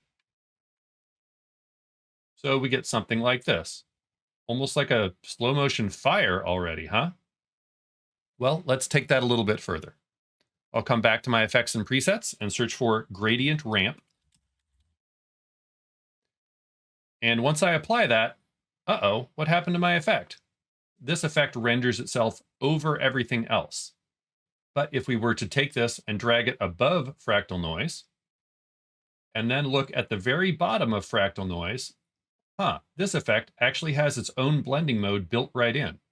So I could change this from normal to screen, and now we're getting that fractal noise pattern on top of the gradient ramp. Let's add one more. Back to our old friend tritone. Add that. And let's do a couple color tweaks here. For the highlights, we'll set those to this pale yellow, F4, F6, B7. And for the midtones, we'll set those to this medium red, F4, 5B, 5.2. And wow, look at this. We've created this cool animated fire pattern. And remember, the order of all of these effects matters. If I took tritone and moved it above fractal noise, now it would be tritoning that gradient ramp, and the fractal noise is screening itself above that result. If you want to get really crazy, we'll come over here and look for CC sphere again and add that to the result. Turn this radius up a bit, and now we've created a fire planet. All of that with just a handful of effects on one layer. And of course, you could come and adjust any of these properties to make this look however you want. We're just scratching the surface here because there are hundreds of effects in this program. And as you've already seen, they can be combined in so many different ways. Even just changing the order of 2 effects may give totally different looks. So this is me empowering you to get in here and explore. Play around. You really can't break anything, I promise. If you feel like spending some time exploring those effects for yourself right now, feel free to pause. I'll be here when you're done. When you are ready to move on, we're going to check out an extremely powerful feature we've only used in a very simple way so far: shape layers. You can easily convert existing Illustrator artwork to shape layers. Simply select the layer you want to convert, come up to the Layer menu and choose Create Shapes from Vector Layer. You'll see the original layer still exists, but has been disabled, and now we have a shape layer in its place. Looking over at the Properties panel, you'll see that we have the normal layer transforms, some layer contents that I'll dig into in just a second, and then we have some shape properties, in this case, just a path and a fill color. And while this could be an easy way to change the fill color of a shape, it's kind of overkill in this case. Let's come over to our timeline and twirl this open to see what's going on. Within our contents, there's something called Group 1. And then inside that, we have a path, which is the vector path we just converted. And then we have a fill. And if we twirl that open, you'll see we have a fill color and a few other properties inside here. Let's say that we wanted to add a stroke to this as well.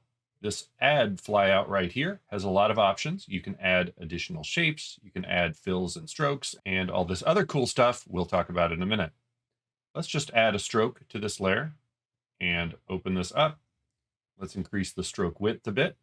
And then I'll come up to my viewer, and let's say we wanted to change something about this path.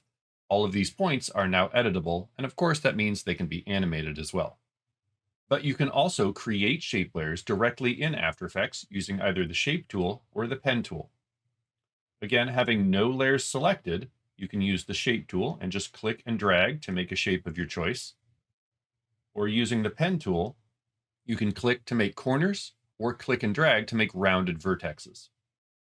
In either case, these shape layers are native vector layers, which means that if I scale this up, these edges will always look nice and clean. These might look pretty basic right now, but once we dig into these a little bit, you'll see that these are basically a mini version of Adobe Illustrator inside a single layer. And that ability to have multiple shapes inside a single layer is what makes these so powerful. Looking down in the timeline, you'll notice I only have one layer in my composition. Let's look over here at the Properties panel, and you'll see we have our normal layer transforms, as you'd expect, for this layer. Then we have layer contents. We have a rectangle, which is this rectangle I drew on the left. And then we have shape 1, which is that Bezier path I just drew. This shape has a path and then a stroke and fill and these internal shape transforms. I'll talk about that in just a minute.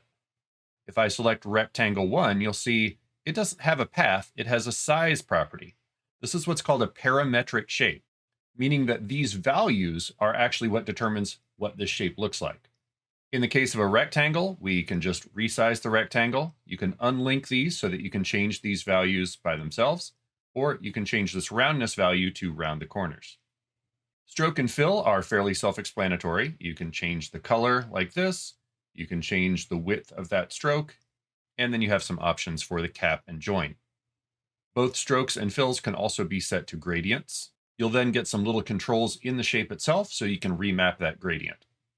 Since we can have multiple objects inside a single layer, that's what these shape transform properties are for. You'll see I have this position right here, and if I start scrubbing this over, you'll see our rectangle is moving, but the other shape is not. That's because only this particular group, which is called rectangle 1, is being affected by these transform properties. And if you look over in the viewer, you'll know that we have very similar behavior to when we're working with layers, where this rectangle 1 group sits below shape 1 inside the shape layer, which is what dictates what's on top in your viewer. If I come down to my timeline and I drag rectangle 1 above shape 1, you'll see now that sits on top in my viewer. And this is the key to shape layers. Everything in here can be twirled open and they have their own individual visibility switches. Even right here, dragging the fill above the stroke changes the look of that shape. I'll select this contents heading right here. And looking at this add flyout again, I'll choose merge paths. And in this case, that will take the fill and stroke from above. And then this merge paths has actually combined these two shapes into one single shape. If I twirl that open, we do have some options about how that functions. I could set this to subtract, for example, and now it's cutting shape 1 away from rectangle 1. Much like the effects we were exploring a few minutes ago, you can add several of these modifiers to a single shape layer, and the way you apply them can drastically change the result. Let's set this mode back to add, and then I'll come back to this menu and choose zigzag. Because of where it's located, this zigzag gets applied to both shapes. Let's close all of these up and take a minute to look at how this is structured. Rectangle 1, shape 1, those are being merged, and then zigzag is being applied, and then the stroke, and then the gradient fill. If I take this zigzag and I move it inside shape 1, now only shape 1 is being affected by that zigzag because it's inside this group. I love shape layers because they give you so much power to create in a very procedural and flexible way right here inside After Effects. There are just endless possibilities, but I know that can also feel like a lot to wrap your head around. So let's dive into our next example together to explore more of these possibilities in context. Here's the design we'll be creating. You can see there's a fair amount going on here, but we'll break it all down step by step, and you'll learn a ton about shape layers along the way. I'll be giving you the exact values for a lot of these properties as we build out these shapes. If you want yours to look exactly like mine, just follow me. But of course, you're free to add your own twist if you want to. Once again, I'm in a brand new After Effects project, and I'll just click on New Composition. I'll go ahead and rename this to Shape Design. This HD preset at 24 frames per second looks good, and I'll make sure my duration is set to 10 seconds, and hit OK. While we're creating most of this from scratch, I do have a few assets to import, so let's do that. From your Assets folder, we'll grab the dark blue background, orange background, and shape design reference. Import those, and while they're all still selected, let's drag them down to this folder icon and go ahead and name that Assets, and twirl that open. Let's grab our dark blue background and bring that into our composition. We'll see that's pretty large, so you can go ahead and scale that down. A little over 50% is fine, whatever looks good to you. I'll go ahead and set that layer to be dark green and lock it because we won't need to move that. I'd also like to import this shape design reference. And the first thing I'll do is right click that and set it to be a guide layer. Guide layers are only for your reference. They won't show up when we export from After Effects later, so they're great when you need to match elements to an existing design. I'll press T to reveal that layer's opacity and set this layer down to 20%. We don't really need to see it that much, just enough to see the positions of everything. Let's start with this big star, and we're going to build that one completely from scratch. I'll come down to my timeline here, and anywhere in the empty area, you can right-click and choose New, Shape Layer. This will create a new empty shape layer with nothing in it. You'll see that our contents exists, but it's completely empty right now. So let's come over to Add and choose Polystar. And you can see up in the viewer, it creates a little polystar path for us. But to make sure we can see more easily, let's come back to Add and choose Fill. Let's twirl open our polystar path and adjust some of these values. Let's set points to 8. We don't need to adjust the position or rotation. Let's set the inner radius down to 32. You can press Tab to jump to the next field here and set the outer radius to 430. Tab to the inner roundness and we'll set that to -48 and outer roundness to 10. That looks good, but this is obviously the wrong color. So let's open up our fill, click that color chip, and I'll be using this pale yellow, which is F4, F6, B7. Since the elements in this layer aren't in a group, they aren't visible over in the properties panel yet. To change that, you can Control or Command click to multi-select these elements, and then press Control or Command G to group them. And now they're available over here. Let's go ahead and rename this layer to Big Star, and then grab that star and scoot it over to match the position in the reference image. Up next, we'll be creating this shape up in the top left, and I'll start by grabbing my Shape tool by pressing Q. If you're not already on the rectangle shape, you can just press Q a few more times to cycle through those options.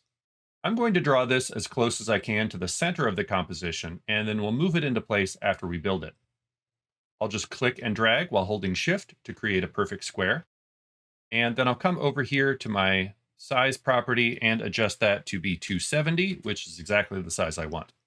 I also want to make sure under Shape Transform that I set this position to be exactly 0, 0, which puts this exactly in the center of my composition.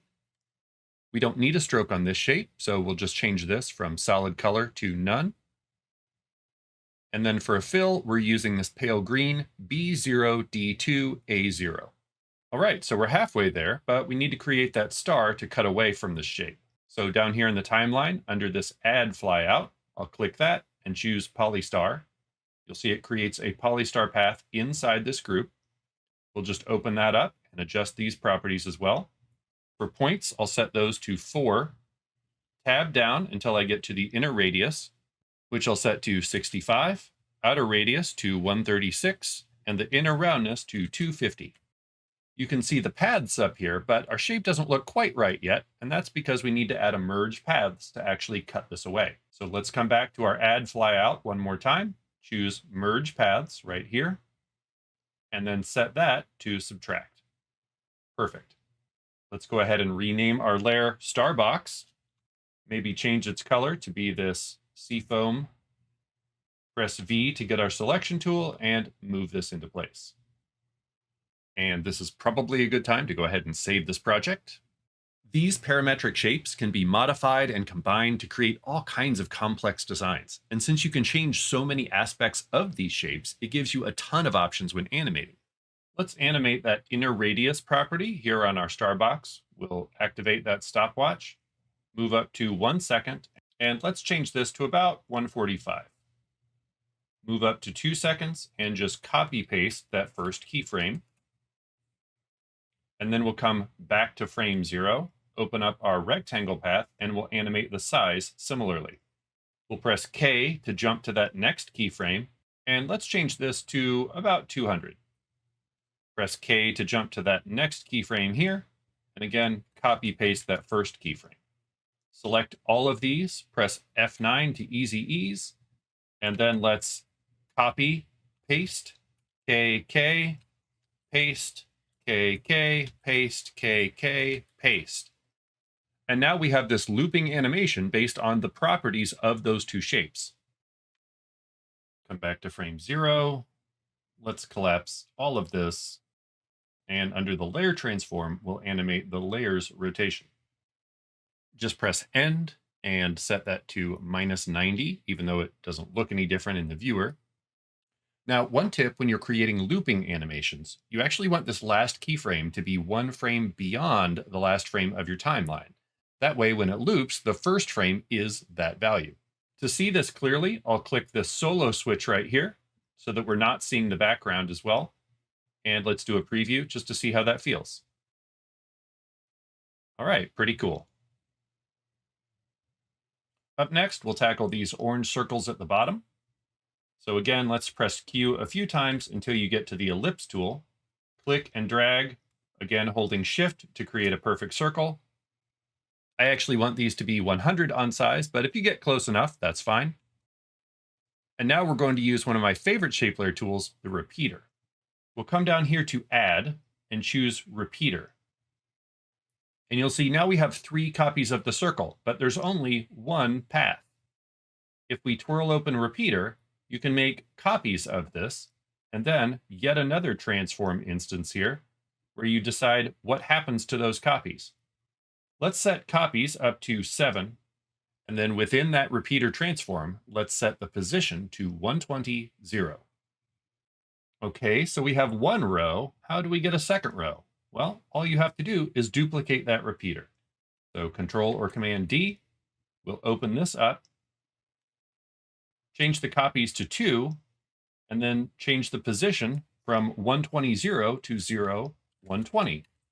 And now we're creating all of these copies from just the single path right here. So if I change something about this path, all of the copies will change at once.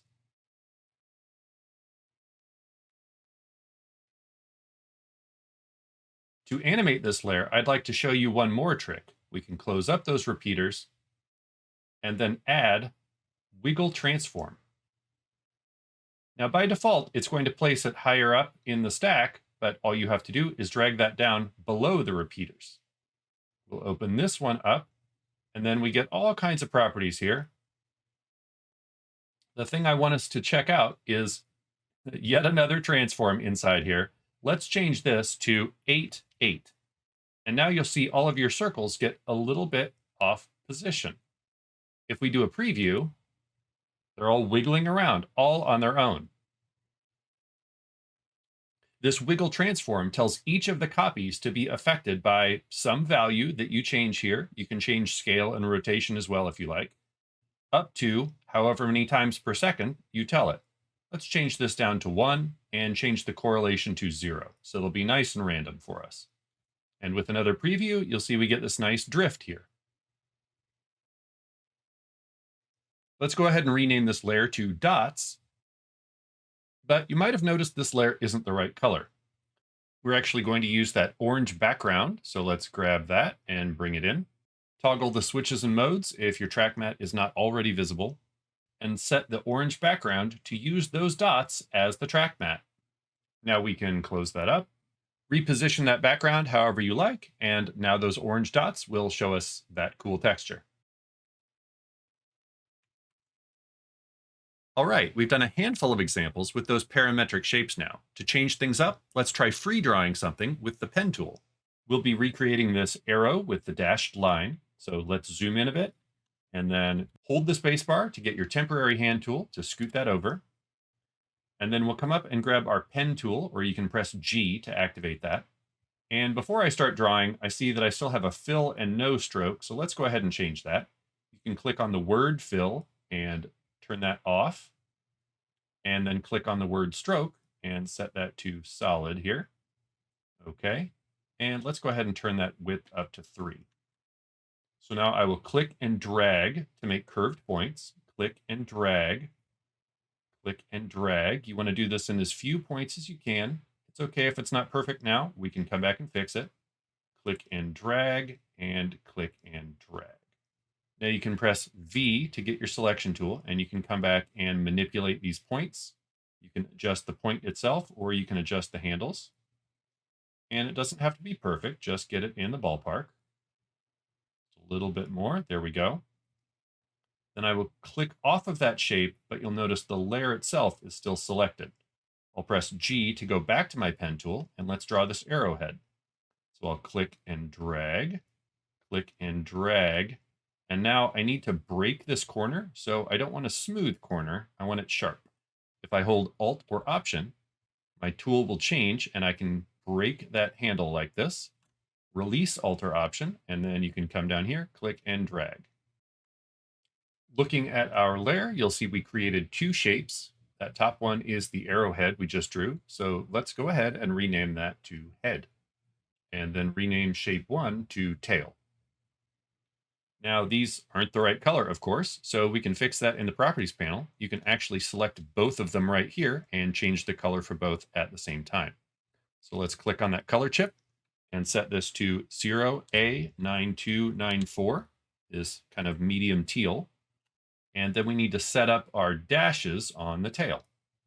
So let's deselect both of them, open up tail, open up the stroke, And inside here, you'll see dashes. If you click this plus, it will create dashes for us. And you could leave it like this, but I'm going to make a small adjustment, setting the dash to 12 and the offset to 10. Perfect. To animate this, we're going to use another of these modifiers called trim paths. So I'll come up to add and choose trim paths. Let's close our stroke, open up trim paths. And the way this works is you have a start and an end value from 0 to 100. That's just the completion of this path. So if I scrub end all the way to 0, then it's not revealed at all. So let's create a keyframe for that. Come up here to about 1.5 seconds and bring end all the way up to 100. Let's press F9 to easy ease that and see how that feels with a quick preview. That'll work. Let's come back to that keyframe, select head, and we'll do another trim paths on that one. So add trim paths. Notice when you add one of these modifiers, when you have that group selected, it puts it inside the group. So I'll open up trim paths and let me show you a little trick. If I were to just adjust the end property, it would adjust from one side to the other, which is not quite what I want. So if you actually set both of these to 50, that means they'll be exactly 50%, which in this case should be the middle or pretty close. So we'll keyframe that, come up maybe about 8 or 10 frames, and then set the start back to 0. So you'll see it's revealing from 50% back to 0, and then the end from 50 up to 100. Select those, easy ease, and let's preview. Perfect. Quickly rename this to arrow. Maybe change that to cyan, and that looks good. Next up, we're going to create this wavy background shape. It's kind of a combo of everything we've learned so far. So using our pen tool again, let's just click, and then you can hold shift to make sure you're making a perfectly straight line, and click one more time. We just need a straight line here. I'm going to change my stroke width all the way up to 10 and change the color to 395979, this kind of medium dull blue. Now this line is way too thick, but there's a little trick inside the stroke options. So let's twirl our layer open, open, open, and under our stroke, one more time, you'll see taper. So we can actually taper the stroke right here. If I adjust this start length, you'll see that it's tapering off the stroke. It's down to almost 0 right here, and then it thickens up as you get further over. So if we change both the start and end length to 100, I'll just click off this so you can see real quick. We have this cool looking line where it tapers away to nothing on both ends, and it's a little thicker in the middle. Let's close that up. And now we need a bunch of copies of this thing. So you know what that means. Add repeater. And we need, let's say, about 75 copies of this one. But we need those to be offset 0 in X and 16 in Y. There we go. Now it's filling up. Now let's make them wavy. Let's close up that repeater and add a zigzag. Okay, let's adjust those properties. Let's set that size up to 27. We can leave the ridges at 10, and we'll change the points from corner to smooth. All right, we're getting pretty close here. That looks pretty cool, but it's very regular. So let's add one more thing to make it feel a little more organic. Close up that zigzag, and we'll come back and add a wiggle paths. So this is different from the wiggle transform because this will actually wiggle the path itself. So for starters, it doesn't look quite like what we want. So let's open that up and adjust the size to 33, turn the detail all the way down to 0, and turn the points from corner to smooth. Now, these controls should look familiar because we just saw them in the wiggle transform. And that means that if we do a preview, these lines will actually be wiggling themselves. So if you like that, we can keep it. I'll maybe change this to 1 per second, just so it's not quite so fast. And this is one of those cases where you can decide whether creating a zigzagged path that is then wiggled and then repeated, or you want to repeat the path and then wiggle it afterwards. That creates a pretty chaotic look, and that's not quite what I'm going for here. So I will wiggle it first and then repeat that. We'll just rename this to wavy lines. And now, just to dial in the look, let's change the blending mode to multiply. and bring the layer's opacity down to 80. This isn't in quite the right spot, so let's use our selection tool, grab that line, and just adjust this up into place. And of course, we need to bring this layer down below all the other new layers we've created. Let's turn off that reference layer and zoom back out. Okay, looking good. Just one thing left. To create this last shape, I'm actually going to reuse our dots. So let's grab that and duplicate it, bring it up to the top, and turn that on. We'll go ahead and name this semicircles. And let's open this up and get rid of some of the stuff we don't need. You can actually delete this stroke because it's turned off anyway. We'll delete repeater 1 and the wiggle transform. And then under repeater 2, let's open that up, set copies to 3, and under the transform, we'll change this from 120 to 160.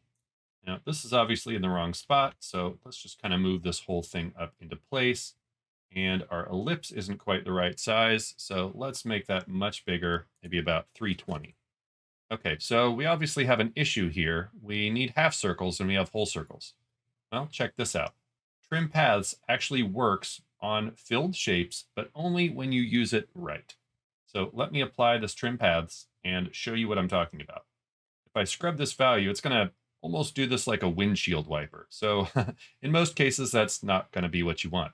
But if you set this at exactly 50, it gives you half of the shape. Perfect. You can use this offset value to rotate that around. Hey, that's pretty cool. So if you set that to exactly 90, it will be perfect semicircles. Let's again use our selection tool, just kind of move that up into place. And we need to change the fill color. So let's click on that color chip, and that should be 0A9294 again.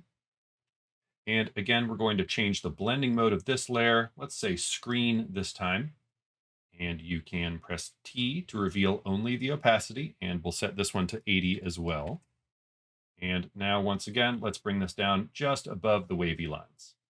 I think I'm going to leave this one still just because there'll probably be enough animation going on. We, of course, never animated our big star, so let's do that real quick. Here's our big star. Let's change that to yellow so we can see what we're doing here. And just open up the layer rotation by pressing R.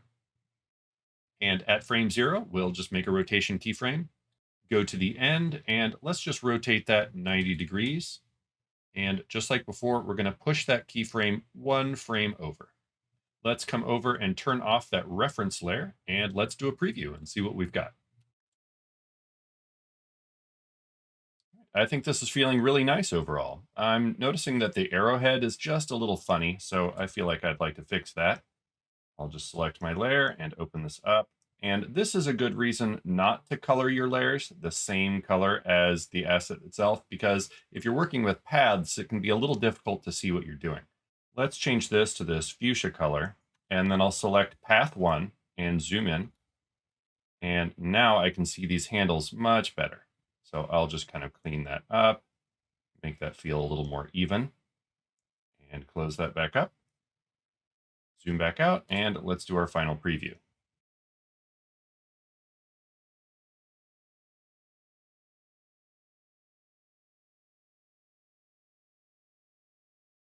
How did yours turn out? I know that was a bit of an adventure, but hopefully you made it through, and maybe your version looks even better than mine. Shape layers can be a little bit technical, but hopefully you can see the value and all that flexibility. I know your brain is probably pretty full right now, but if I can sneak in just a little bit more info, I would love to show you the basics of working with text layers. Creating text is very similar to the other Adobe design apps. Simply grab your type tool or press Ctrl or Command T, and then click in your viewer and type in your text. You can confirm that by pressing Ctrl or Command Enter, or clicking somewhere else in your timeline. Pressing V to get back to your selection tool, you can now move this around like any other layer. Like shape layers, this is a native vector object, so you can scale it up and the edges will always be nice and clean. Looking over at the properties panel, you'll see we can adjust all kinds of things about this text, like the typeface and the style, the size, line spacing, tracking, and the colors. If you click more, you get additional text properties here. I'll go ahead and turn this to all caps, for example. Just below that is your paragraph text, where you can change the alignment or pressing more, you get additional options right here. If you'd like to create a text box, grab your type tool and click and drag in your viewer. And now you can type in a longer line of text that will auto wrap to that box. After Effects refers to these as point text and paragraph text, and you can actually change a layer after it's already been created by using this little toggle here in the paragraph section of your properties panel. Of course, we're in After Effects, so let's add some animation. Like shape layers, the text animator can be a little bit technical, but I'll get you started with a few examples to help you understand how it works. I'm planning to animate the tracking of this text, which is the overall spacing between all the characters here. In this case, you can see if I change that, it's probably not going to be the desired effect. So let's undo, and I will come down to the paragraph section and set the alignment to centered. And then let's move this back to the middle of the composition. You'll see over here, we have a section for text animation, and I can click on Add Animator and then just choose the property you want to animate. In this case, that's tracking. You'll see that exposes a few things in my timeline. I only want to worry about the tracking amount. I'll just deselect those and click the stopwatch for tracking amount to create a keyframe. Let's move up to about 5 seconds and just set this to a slightly higher number. Now, if you do a preview, you'll see that your text is animating until it hits that second keyframe, and then it stops.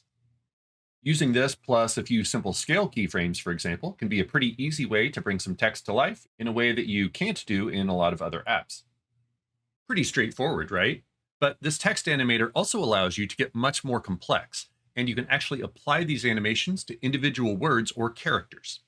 I've gone back just a few steps to before I added that animator and added a couple little helper layers to help explain what I'm about to show you. I'll add an animator for position this time. And let's look down in the timeline. This created something called Animator 1, Range Selector 1, and we have another position property here. I want to point out that this is different from the layers position. What we're establishing here is a change that we're going to be making to the text characters themselves. So if I set this to 0, -300, I've now moved all of the text characters by -300 in Y, but you can see the layers anchor point is still down here. Now, this range selector actually lets you determine which parts of your text layer are affected by that change.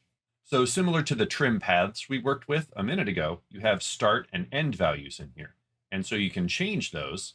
And so if I set this to 50%, for example, now exactly half of the text is changed, and then anything after that 50% is still back at its original value. The way this text animator works is kind of unique compared to other things here in After Effects, but once you wrap your head around it, it can be very powerful. Looking up in the viewer, you can actually see these little two bounds right here, and these are your start and end values. You can actually click and drag this right here, and you'll notice the end value changed to 25%, because right now I'm only affecting 25% of that text layer. Let's set end back up to 100. And then I'll actually animate the start value from 0 up to 100. Now with the preview, each character moves into place back to its original position. What's cool about this is that you can start adding additional properties, but use the same animation for each one. So right here, I could choose Add, Property, Opacity. If I set that down to 0, now each character is both moving into place and fading on. To take this further, we could add maybe a scale as well. Let's set this up to 300. So now each character is starting up here at 0 opacity and 300% scale. There's a whole other advanced section right here where you can change all kinds of things. And if we'd like these to be animating by word instead of by character, you can just change that right here. This example is looking a little busy at this point, but hopefully that's helping you get an understanding for how you can add and edit the properties in here. Let's go ahead and delete the scale and the opacity. So we're just moving back into place, and that looks a little more normal again. These ease high and ease low actually allow you to adjust the smoothness of the landing, if you want to call it that. So I'll take this ease low and turn that up to 100%, and watch what that does. Now each word really eases into place, and that's similar to those easy ease keyframes we've been using. Now, in most cases, you'd probably be animating this text into place, maybe from off screen. And so all we need to do to accomplish that is simply change this position value. Let's come back to where that text is completely affected by this and simply change that position value until it's off the bottom of the screen. You can see the bounding box of the text. And then as you move through your animation, you'll see it's kind of bringing each word up into place, but it still holds the position of those others to show you where they are. And if you want to change the speed of the animation, just move your keyframes around. And now we've got some nice, crisp, clean text animation. And with just a few slight modifications, we could add that right into the shape layer animation we just finished up. If you don't feel confident diving into those text animators quite yet, that's okay. There are dozens of presets you can use, and now you have at least some understanding of how they work. So in many cases, you'll just need to adjust the timing and maybe the value of the property that's being animated. You can find these in the Effects and Presets panel under Animation Presets, Text. Under Animate In, for example, there are nearly 40 presets just in here. So choose a couple of these, apply them to your text layer, and see how they work.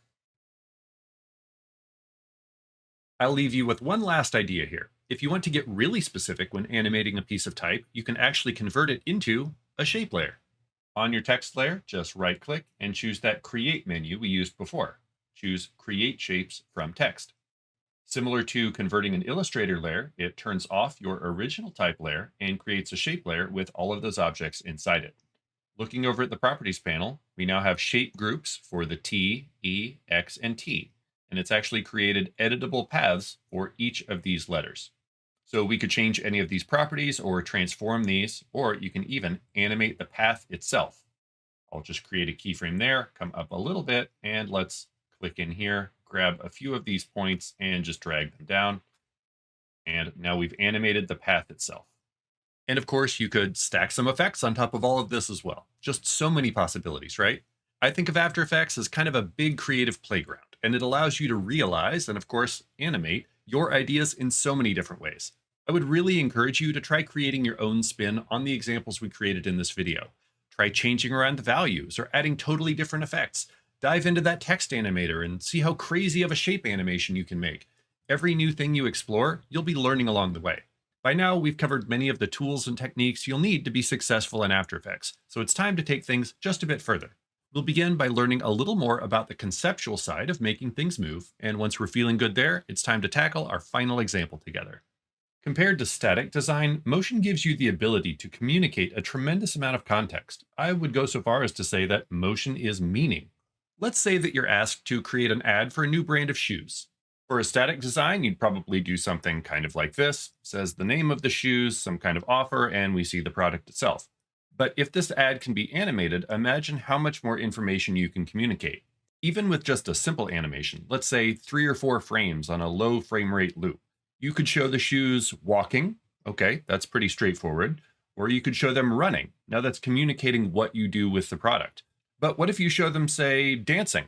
That's much more of a statement about the lifestyle of people who buy this brand. That kind of context can be very immediately communicated with animation. You might remember our earlier example with these two identical circles. These are just some pixels on a screen, but this animation clearly communicates that one of them is heavier than the other, right? Meaning that we're able to give this simple shape a sense of weight by the way it moves. We're also establishing that this isn't just a line, it's a hard surface of some kind, and that we're in a space with gravity.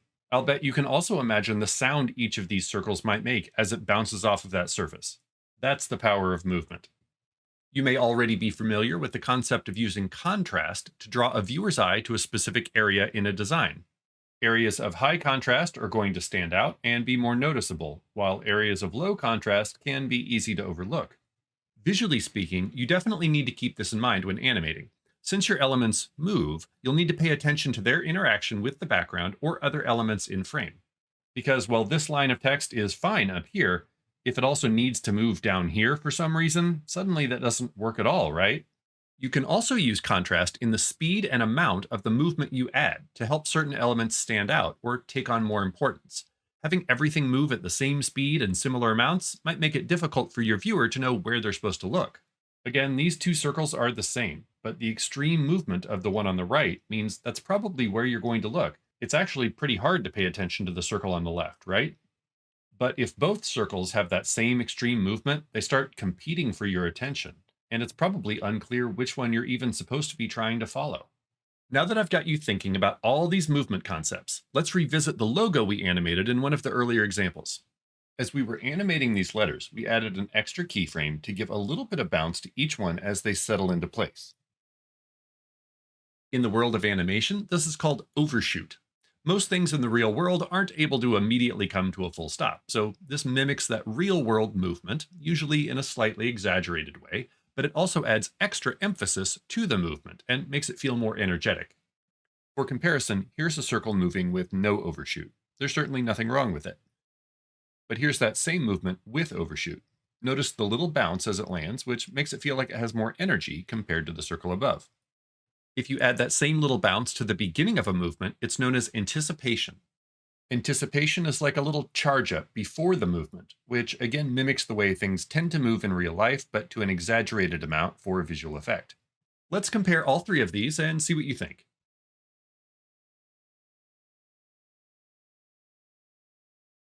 And let's take a look at the keyframes you would create to build these. Our top circle just has two keyframes, a start and an end. Once you add overshoot into the mix, you end up with three keyframes. You have a start position, and as you get to the right side here, it goes just a little bit beyond that end position, and then settles into place. To create anticipation, you'll end up with four keyframes. You start at that original position, move backwards just a little bit, and then it moves across to again go a little bit beyond because we have overshoot as well, and then settles into place. Let's look at all three for a direct comparison.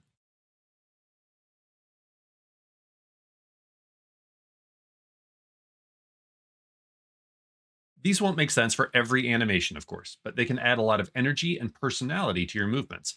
Now, in addition to making choices about how many keyframes you're creating and how close together they are, you can also actually have control over how each of these keyframes actually behaves. I said earlier that a keyframe is a value at a time, and when you have more than one value at one time, you have animation. But you can control how After Effects moves between those values. Here's that simple animation I created back during the lesson on keyframes. If I select these keyframes, you can see a line between these 2 points. This is called a motion path. And these dots actually tell you the location of this layer at every single frame between these two values. So if I move the second one closer, you'll see these dots get much further apart because there are fewer frames between those two values. But this motion path is actually also a Bezier path. If we get our pen tool, click on one of these points and drag away, look at that. We've now made a curved path, but you'll see there are no more keyframes here in our timeline. But we completely changed the way this animation looks. I could grab the other side as well, drag that out, and again, we've completely changed the way this animation looks. But there are still only two keyframes here on this layer. The way After Effects moves between values is called interpolation. When we edit the motion path, like I just did, we're changing the spatial interpolation for those keyframes. This is something you can only do with position. You can also change what's known as the temporal interpolation, or the way you move between these values in time. We're actually taking advantage of this when we set our keyframes to easy ease, which we've done a couple times now. So let's make sure you understand what's going on there. Up top, we're looking at what's called a linear keyframe. Those are the default keyframes, and they're just sort of a hard start and stop to the movement. Feels pretty mechanical, right? We've been using easy ease, which gives a little bit of a slowdown at the beginning and end of the movement. If you look over at the right side, you can actually see a depiction of this change. The linear keyframes up top are a constant change, so it's a flat line changing from one value to another. For easy ease, you can see there's just a very slight S curve to that line. The values change a little more slowly at the beginning and end, but they're pretty consistent near the middle. You can also further customize this, like the bottom example, where I've made that pretty extreme, and you can see there's a pretty big change between the speed at the beginning and end versus the middle, where it's really fast and snappy. You'll find plenty of times that a constant linear movement might make sense, like if you're animating something with a more mechanical feel, or you want that movement to have a very consistent speed. But other times, having a fast, snappy movement will be what's appropriate. Let's take a look at how you can change and control this for yourself. These two shapes each have a basic rotation animation going from 0 to 90 degrees over the course of 1 second. With a quick preview, you'll see right now they're exactly the same. If I select this shape on the right and press F9 to easy ease those keyframes, you'll see that there's a difference, but they're still pretty similar. Now I'll select the rotation for this left layer and click on this little icon right here to open what's called the graph editor. Down here, you'll see a representation of the change in that value. Right here, we're at 0 degrees, and then there's a steady change up to 90 degrees, at which point it stops moving. There's no change here, slowly and consistently changing from 0 to 90, and then again, no change. Clicking on the rotation for this second layer, just like the example from a minute ago, we have this gentle S-curve because we are easing in and out of these keyframes. No change, slowly easing out of that value and then picking up speed, and then it slows down, and then after it hits that keyframe, we again have no change. But we're not just in here to look, let's adjust these. You can select these points, and then these are yet another Bezier path that you can adjust. You can pull out these tangent handles, and now you'll be changing the way that this move happens. Let's preview that.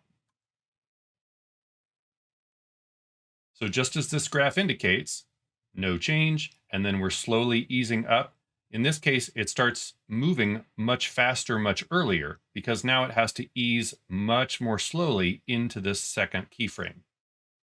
We could grab this first keyframe and drag it over, and now we'll have a very slow ease both into this movement, a very fast movement in the middle, and then a very slow ease to the second keyframe. What a different feel that is now, right? I'll select both of these, press F9 to take them back to the default Easy Ease keyframe, and then I'll come down here and click this little menu. We've actually been looking at what's called the value graph. You can also look at this in terms of the actual speed of the change. So let's select that. And now we're looking at the speed of change for the rotation value on that right shape. Let's look back at our left shape though. And this is the representation of that speed. Again, no change. And then as soon as it hits that keyframe, we're suddenly going exactly 90 degrees per second because we're rotating from 0 to 90 degrees over the course of 1 second. So that's the speed of that change. Once we get to that second keyframe, again, we're back to 0 because there's no more change happening. On this right layer, though, we have a very different graph. On each side of this graph, we're starting at 0, and then up in the middle, it reaches its top speed. So again, we can select one of these points and drag the handle over to change the way this animation happens. We're starting out very slowly and then easing into that move, with the fastest movement happening way over here at this point, almost at the end of that movement. Let's look at a similar example with position. The top shape has linear keyframes, and the lower shape has been easy eased. You can see more of a difference here, but it's not huge. I'll select this top layer's position and open up the graph editor. For position, you'll actually see two lines because position has an X value and a Y value. So we're seeing both of those represented here in the graph. The red line would be the X value that changes from this value to this value over time, and the green line would be the Y value that never changes. If we look at this in the speed graph, again, you'll see a flat line for 0, and then it's moving at a consistent speed until it hits the second keyframe and then back to 0. Let's look at the position for the second layer. As you'd expect, we see a very similar curve right here because it's just the default easy ease. So it's going to look the same when it's applied. But position has something special about it, and that's that you cannot change anything in the value graph for position because these two dimensions are locked together. If you'd like to be able to change those, you can come over to the position property, right-click, and choose Separate Dimensions. Now your X and Y position will each be treated as separate properties. Since the Y position isn't changing on this animation, we could actually just click that stopwatch to disable the animation. And now under the X position, we'll be able to ease that keyframe and adjust it as we like. All of this is to help illustrate a point that when you're animating, you want to be mindful about what's moving, when it's moving, how it's moving, and why it's moving. Of course, there won't be some deep meaning to every single movement you create, but being intentional about the choices you make and understanding the impact that has on the people who watch your work will make it that much stronger and more effective. Now, it will probably take some time and experience for all of that to really sink in. But to help you get more comfortable with the tools themselves, let's reopen that very first example we created and see if we can make it look a little more dynamic. I'm back here in that Make It Move project that we built way back in the first video.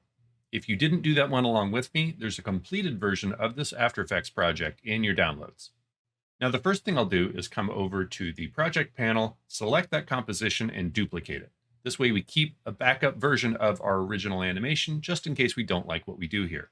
So I'll go ahead and rename that to Original. Let's preview this animation to remind ourselves what we're working with. Okay, not bad, but I bet you're already seeing a lot of room for improvement here. Let's stop that preview and make some decisions about what we'd like to change. I don't think we'll need to change anything about the texture, so I'll close that one and go ahead and lock it. And we'll come back and deal with the cow in a minute, so let's just twirl that closed as well. Now you might remember that each of these text layers only moves on one axis. So those look like great candidates for using separate dimensions, right? Let's highlight all of these keyframes, and then over any of the position properties of any of those three layers, you can right click and choose separate dimensions. Now make only moves horizontally on X. So deselecting that, we could turn off the animation for the Y position. It only moves vertically, so we could get rid of the animation on X. And move also only moves vertically, so we can get rid of that X position animation as well. Selecting all three of them, I'll press U, and now I only see those properties that are keyframed. Let's once again select all of these keyframes and press F9 to easy ease. And now let's dive into that graph editor.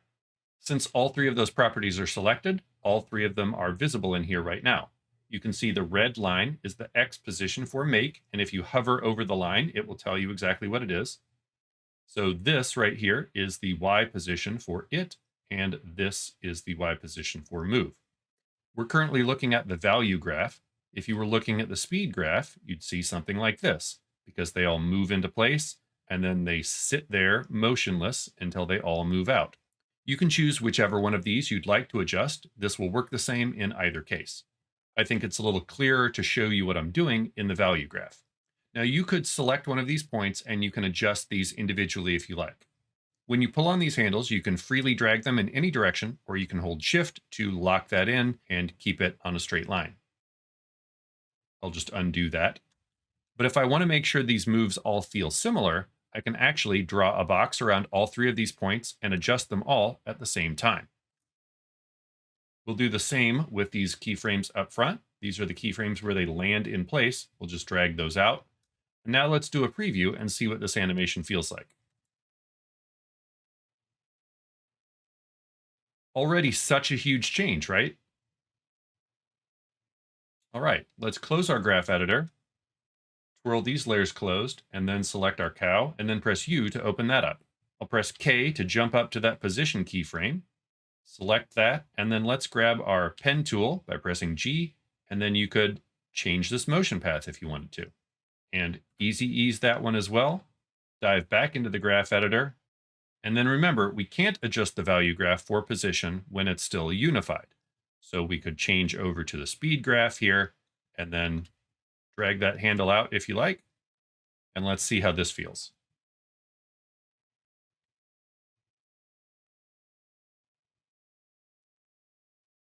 Right now, the cow still has linear keyframes for scale and rotation.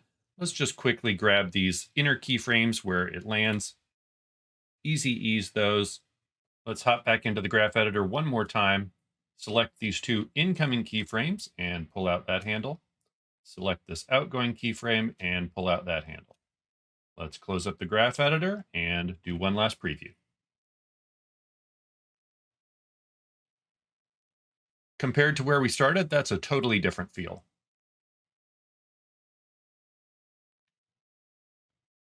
What a difference, right? You're obviously free to make your own version of this, and I would actually encourage you to make a couple. Duplicate that original composition a few more times and try out different adjustments and different easing on the various properties. Maybe add in some of that overshoot and anticipation we talked about earlier. That way, you get a feel for working with these and how the curves in the graph editor line up with the effect they actually have on your animation. When you're ready, we're about to dive into our final example, where you'll get to apply almost everything we've covered. But first, I need to quickly introduce you to one more feature we'll be using in the last project. And get ready because we'll literally be accessing another dimension. So far, we've been working with X and Y values, which move your layer around in two-dimensional space. But After Effects also allows you to move layers in three-dimensional space. Looking at my switches panel under this column with the little cube, I can click that to enable 3D for this layer.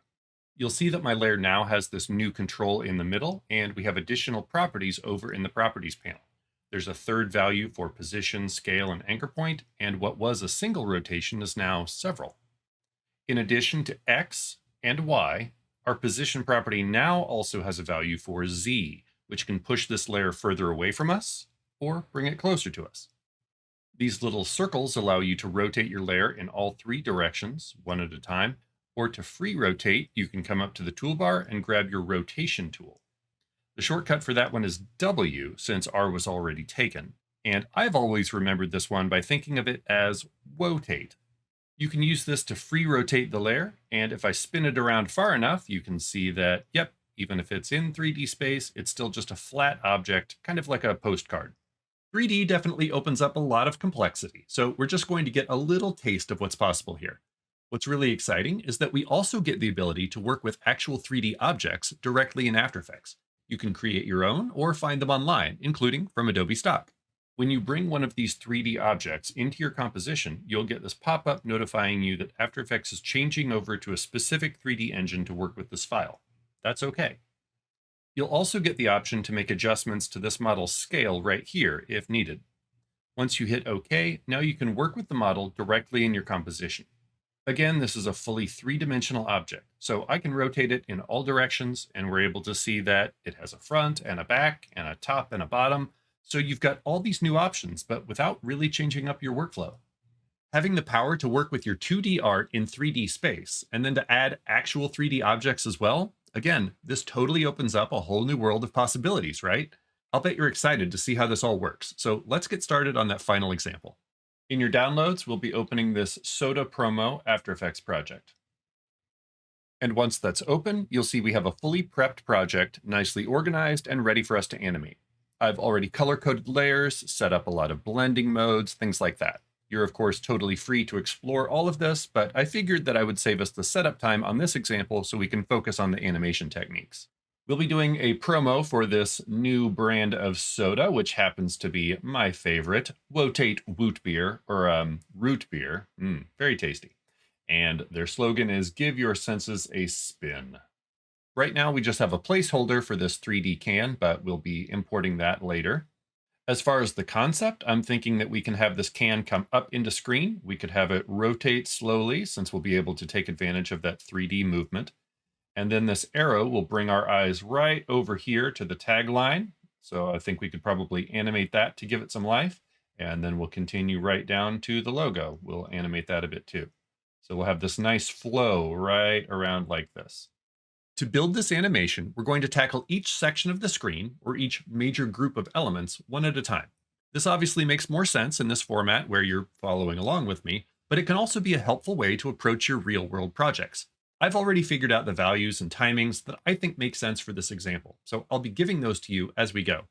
But experimenting and seeing what feels right as you work your way through in animation is always a really important part of this process. So you're always free to adjust any of these values the way you like, and give this project your own spin. Working with those 3D objects does tend to be a bit more processor intensive, so we'll save importing that actual 3D can for later on. I think a good place to start is this block of text over here on the top left. So let's start by coming over here and click and drag to solo these top 3 layers right here. I'll zoom in a bit, drag this over, and now we can focus on this section. You'll see this is already broken out into 2 different layers of text, one for each line, and then these green lines are both contained on one shape layer. Let's start with "Give Your Senses a." We can come over to the properties panel for this one, but we don't actually need to adjust any of this. We're going to take advantage of some of that text animation that we learned earlier. So under text animation, I'll click Add Animator for Position. I want these words to move up into place as they come on. So that means we need to adjust this property value, not the layers property value, but the one under the text animator. We'll need to adjust that to have a higher Y value, which means it moves it downward, right? So if we set this to 75, this is the modified position that they will move from. I would like these to also fade on as they move up into place. So right here, there's this little add flyout for this animator. We'll click on that and choose Property, Opacity, and set that down to 0. Now, when we open up the range selector and start animating this start value, you'll see everything moves into place.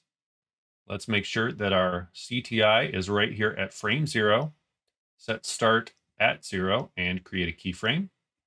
Move up to 1 second and set start up to 100.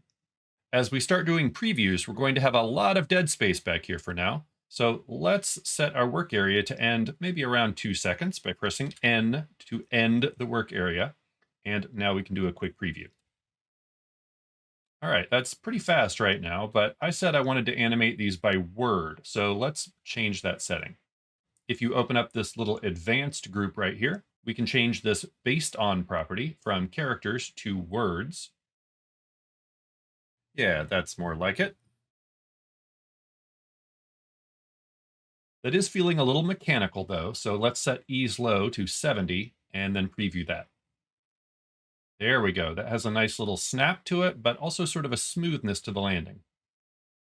I think this layer's ready, so let's go ahead and select it. Press U to hide everything except for those keyframes. Let's hit home to jump back to the first frame, and now we can animate spin. You can also find those text animation properties right here in the layer. Right across from text here, we have an animate flyout, and it's the same list that's in the properties panel. So again, we'll choose position. I would like this one to slide into place horizontally as the letters appear. So that means we need to come down here and adjust the X value on this position property. I think 150 would feel good. And since this is spin, I think we could kind of play up that theme by adding rotation into the mix. So again, right here on this add flyout, we'll choose property rotation, and let's adjust that. But there's a problem here, and it's that the letters are not rotating from the right place. Just like layers, the text characters effectively have their own anchor point, and we can change that. Under the More Options heading right here, you can twirl this open. This grouping alignment property is how you adjust this per character, or if you would rather have this set per word or per line, that's possible too, but we'll leave it set to character for this example. In this case, we'll need to figure out what the right Y value is on this property to be just about in the middle of each character. It looks like right around minus 40% is good. You can look up here and see those little X's right there in the middle of each letter. So let's close that back up and set rotation to 45 degrees. Zoom back out here. And I would, again, like these to fade as they move into place. So let's add property, opacity, and set that to 0. Under the range selector, I think we could probably steal these start keyframes from the layer above. So we'll just copy, paste that. And let's see how that feels. Okay, getting there. Let's open up advanced and adjust that ease low again to 70 so it matches the layer above. Okay, that's feeling pretty good. I think the timing just needs a little bit of adjustment. You can go ahead and press U to collapse that layer. Let's scoot this over to start at maybe frame 6. That feels pretty good, but I bet we could make it just a little bit tighter if we start it at frame 4 here. Let's see if that gives us just enough room for give to get out of the way, and then this kind of slides in. Yeah, that feels good. Okay, those are good. Let's deal with these lines. Glancing over at the properties panel, you can see this is already split up into top line and bottom line. Unfortunately, the modifiers like trim paths, which is what we're going to use here, are not available in the properties panel, so we'll need to do all this within the layer. We'll just twirl this open, twirl open contents, And then you see we have these two groups right here, top line and bottom line. Each of them are just a path with a stroke. I think we can use one trim paths for both of these. So I'll select the word contents and then choose add trim paths. Twirling that open, we can adjust this end property right here to animate both of those lines on. Okay, so we'll set end to 0, make a keyframe here at the first frame. And I think in this case, let's make this one take just a little bit longer, come up to 112, and then set 0 up to 100. Okay, that's feeling a little slow and kind of clunky here, but I bet we can adjust that. Let's highlight both of those keyframes, press F9 to easy ease, and take a look at the graph editor. Let's grab that second keyframe and bring this over to maybe around here and see how that feels. Yeah, look at that. Much snappier, and it feels like it just works right in there with that text. However, I think I would like the bottom one to be drawing on in the opposite direction. Feels like it would kind of work a little better with the movement of spin. One option there would be to take this trim paths and stick it inside this top line group, duplicate it, stick it in the bottom line group, and then adjust those keyframes. But you actually don't need to do that. Notice that each of these path properties has this little toggle right here, and this actually allows you to set the direction of that path. So if I click this right direction right here for the path under bottom line, now it's going to draw on in the opposite direction. And that's exactly what I want. Perfect. Let's close up the graph editor. Again, press U to collapse this layer, and I think this group is done. We'll probably need to slide the whole group over to start a bit later, but we'll work that out once we get to some of the other elements. Moving on, let's unsolo those couple layers, and I think the logo is the next good thing to tackle. So let's solo those two. And again, zoom in. I think this one will be pretty straightforward. We could maybe have both of these sort of scoot into place from opposite directions with, again, a little fade. So how about we put our CTI at 1 second, select both of those layers and press P to reveal position. Now, I know we're going to want to do some graph editor work, so I think it would make sense to go ahead and select both of these position properties, right-click, and separate. And since we'll also be working with opacity, I can hold Shift and press T to also reveal that property. So now I can create keyframes for my X positions and my opacities right here. If you want to hide that Y position, we can just select both of these and press U. And now we'll come back to frame 0.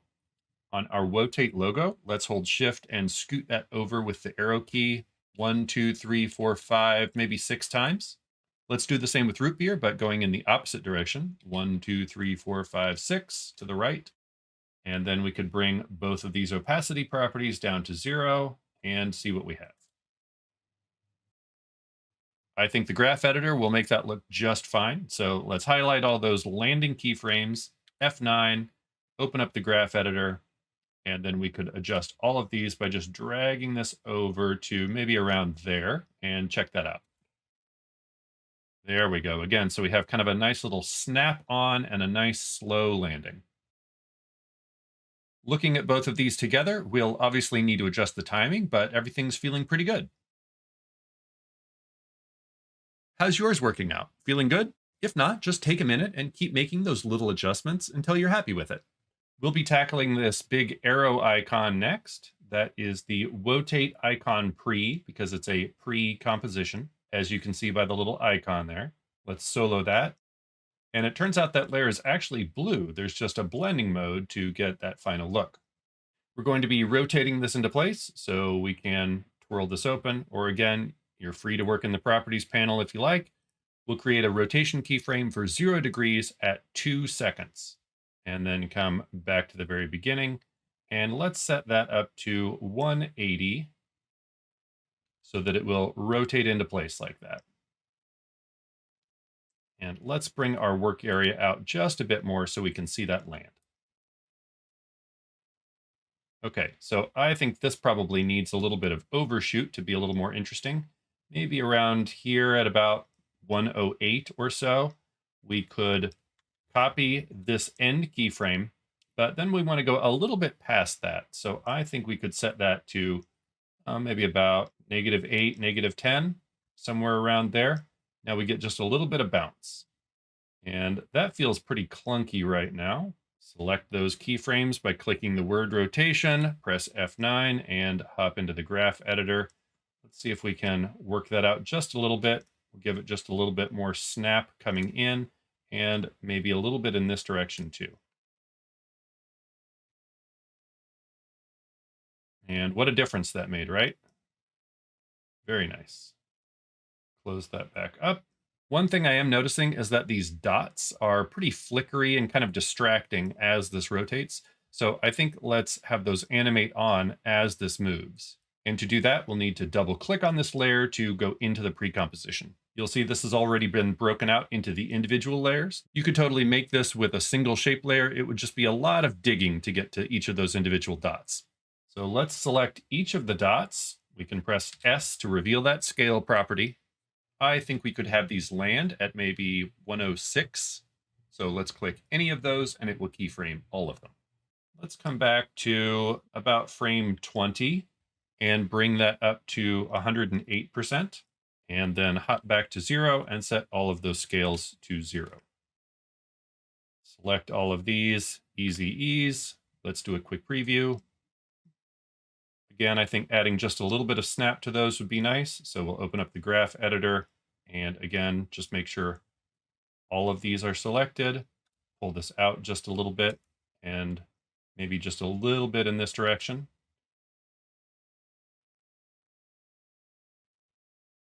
That feels like it should work.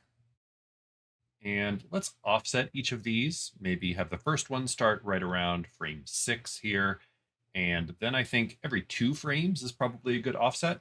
So page down, select this layer, left bracket, and repeat.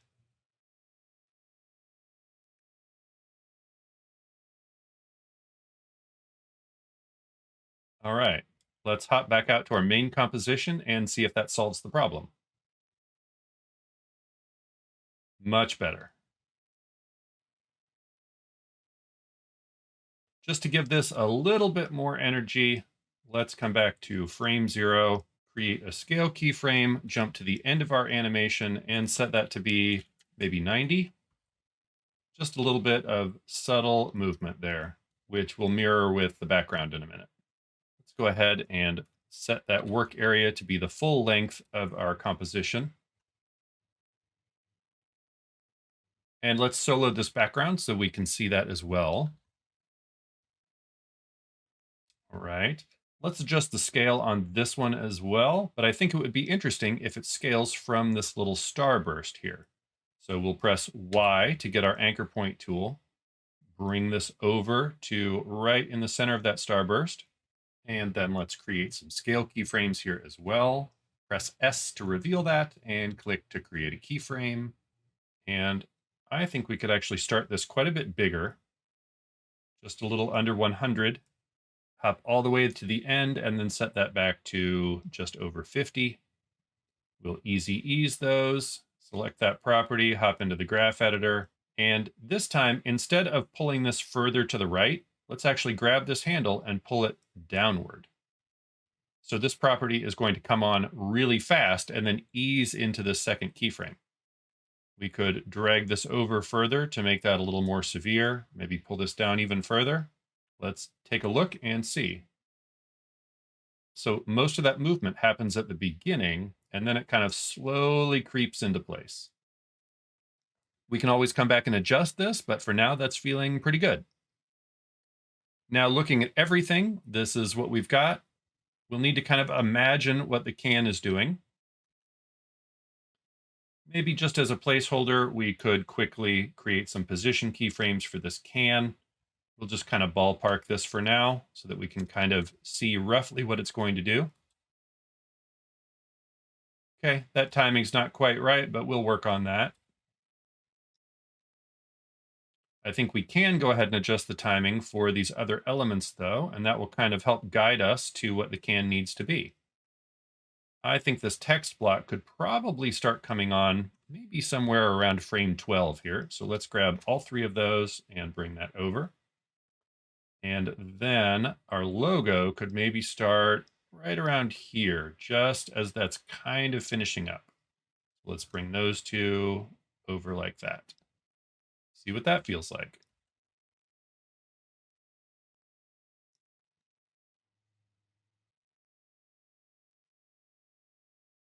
So this can definitely needs work, but you can see how we're getting that flow around here where the can comes up, the arrow brings us right over to these text elements.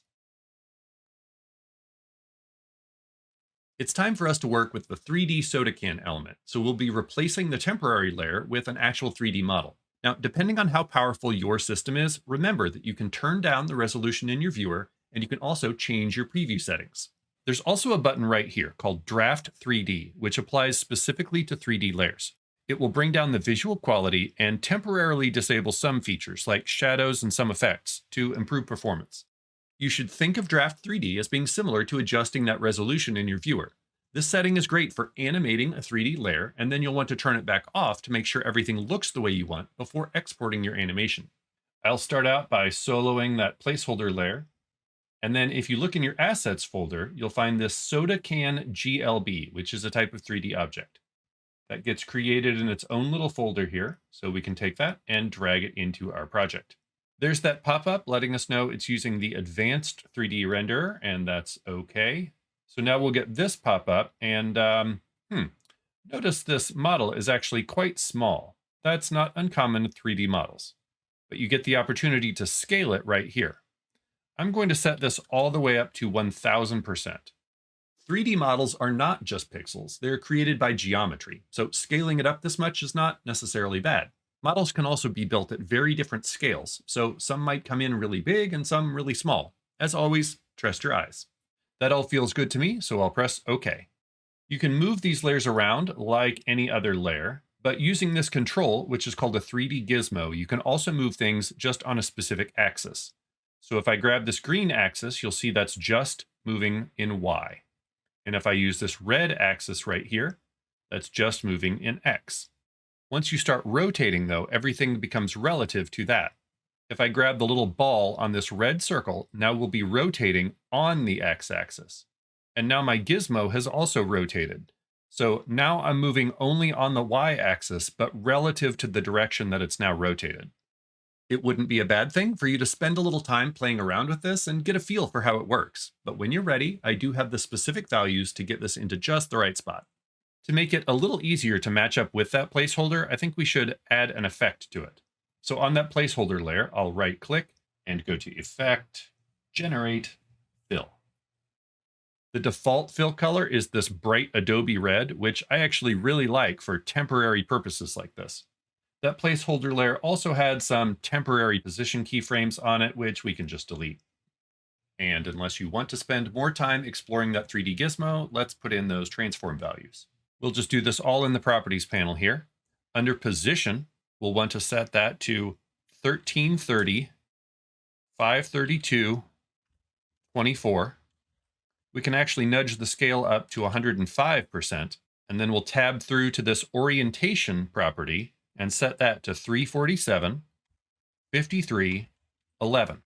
3D objects have both an orientation and then individual rotation properties for each axis. It's usually best to use orientation to just set your layer the way you want it to look, and then use the rotations to actually turn the layer relative to that. You might notice that orientation is only degrees, it doesn't have full rotations, and so it's not a great one to animate in most cases. Since we want our can to slowly rotate over the life of this promo, we can jump up to the end of our composition and set a keyframe for the Y rotation. We'll jump back to home and then rotate that back into the negatives. That's a little too much, maybe right around -30. And a quick preview to see how that feels.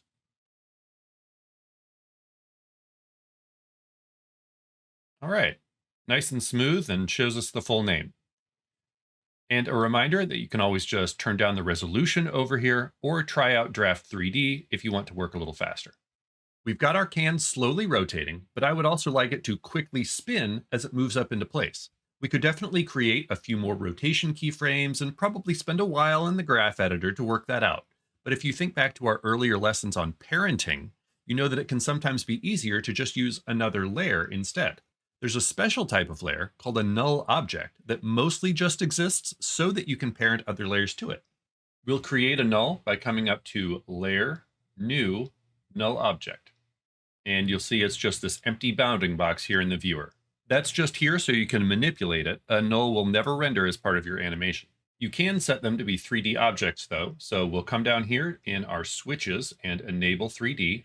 And now you'll see that the null has a 3D gizmo. Now I want to place that perfectly in line with this can. So on our can, let's twirl this open and then select both our position and then Control or Command click on orientation, copy those and paste them to your null. You'll see now that lines up perfectly with the can. If we select the can and parent that to the null, now all those values get zeroed out for the can because its transform properties are now relative to its parent and they're all the same. Let's go ahead and rename this null to can mover, and we'll use that to animate the layer into place. Let's come up to, I think 2 seconds would be a good place for this position animation to end. And we'll create a keyframe for position, come back to home, and then I'll just grab the Y value and just click and drag that until the can is off the bottom of the screen. There we go. And we'll snap back to that keyframe. And we want to rotate the can similar to the way it's already slowly rotating, but we want it to happen quickly. In this case, that's going to be the Y rotation. Let me just undo that. And for that can mover null, we'll create a keyframe for our Y rotation. Jump back to home, and let's set that value to -100. Yeah, that'll work nicely. Okay, let's highlight both of those landing keyframes. F9, open up the graph editor. And, oh, we're dealing with a unified position here, so we can't use the value graph. Let's just switch that right over to speed. Make sure we've got both of those selected and just drag this handle over. Somewhere around here is probably good. And preview. Yeah, that's feeling nice. Let's close out the graph editor. Close all of our layers down, unsolo these, and we could go ahead and get rid of our placeholder now. Preview again to see everything in context, and see if we need to adjust any of our timing. I think that feels pretty good, but again, you're free to make your own decisions here.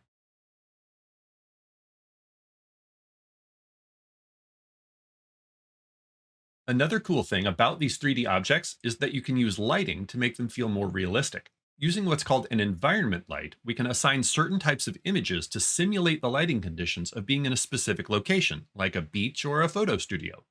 To create a light, come up to Layer, New, Light, and then you'll get this pop-up.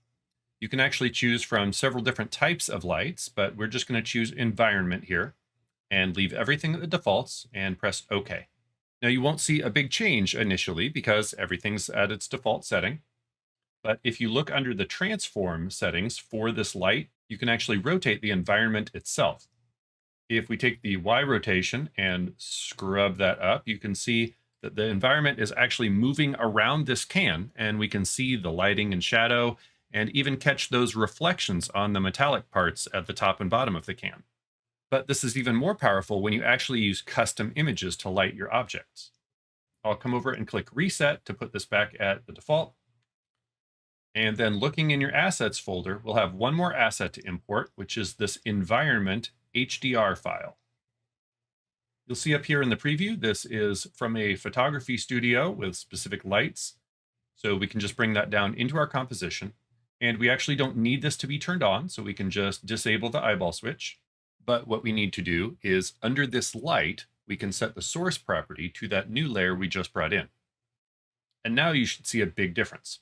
And with a preview, again, the can itself is rotating, so we're getting a little bit of nice interaction there.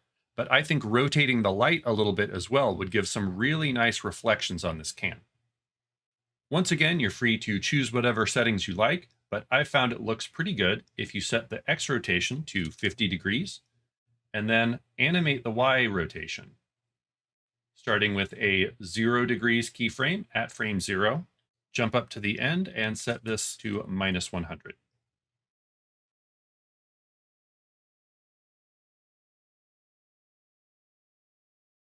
Looking good. I really like those reflections. I think they add a lot of dynamic energy and help the can feel more realistic. I think everything is feeling really nice. So I'll go ahead and save my project, do a final export, and admire this great animation we created. We didn't end up needing any effects for the way that I built this animation, but that doesn't mean that you can't add some yourself. Again, this was just one suggestion of the many ways that you could animate this scene. And this is also just one shot, so there's nothing stopping you from expanding this into a slightly longer promo with multiple scenes. While I tried to cover a lot in our time together, there's so much more that we didn't have time to see. I hope this is just the beginning of your journey into motion or motion design or motion graphics or animation or whatever you want to call it. I also hope you've enjoyed our time together. And again, thank you so much for allowing me to welcome you to After Effects and really to a whole new world of creativity. I can't wait to see what you make with all these amazing new skills.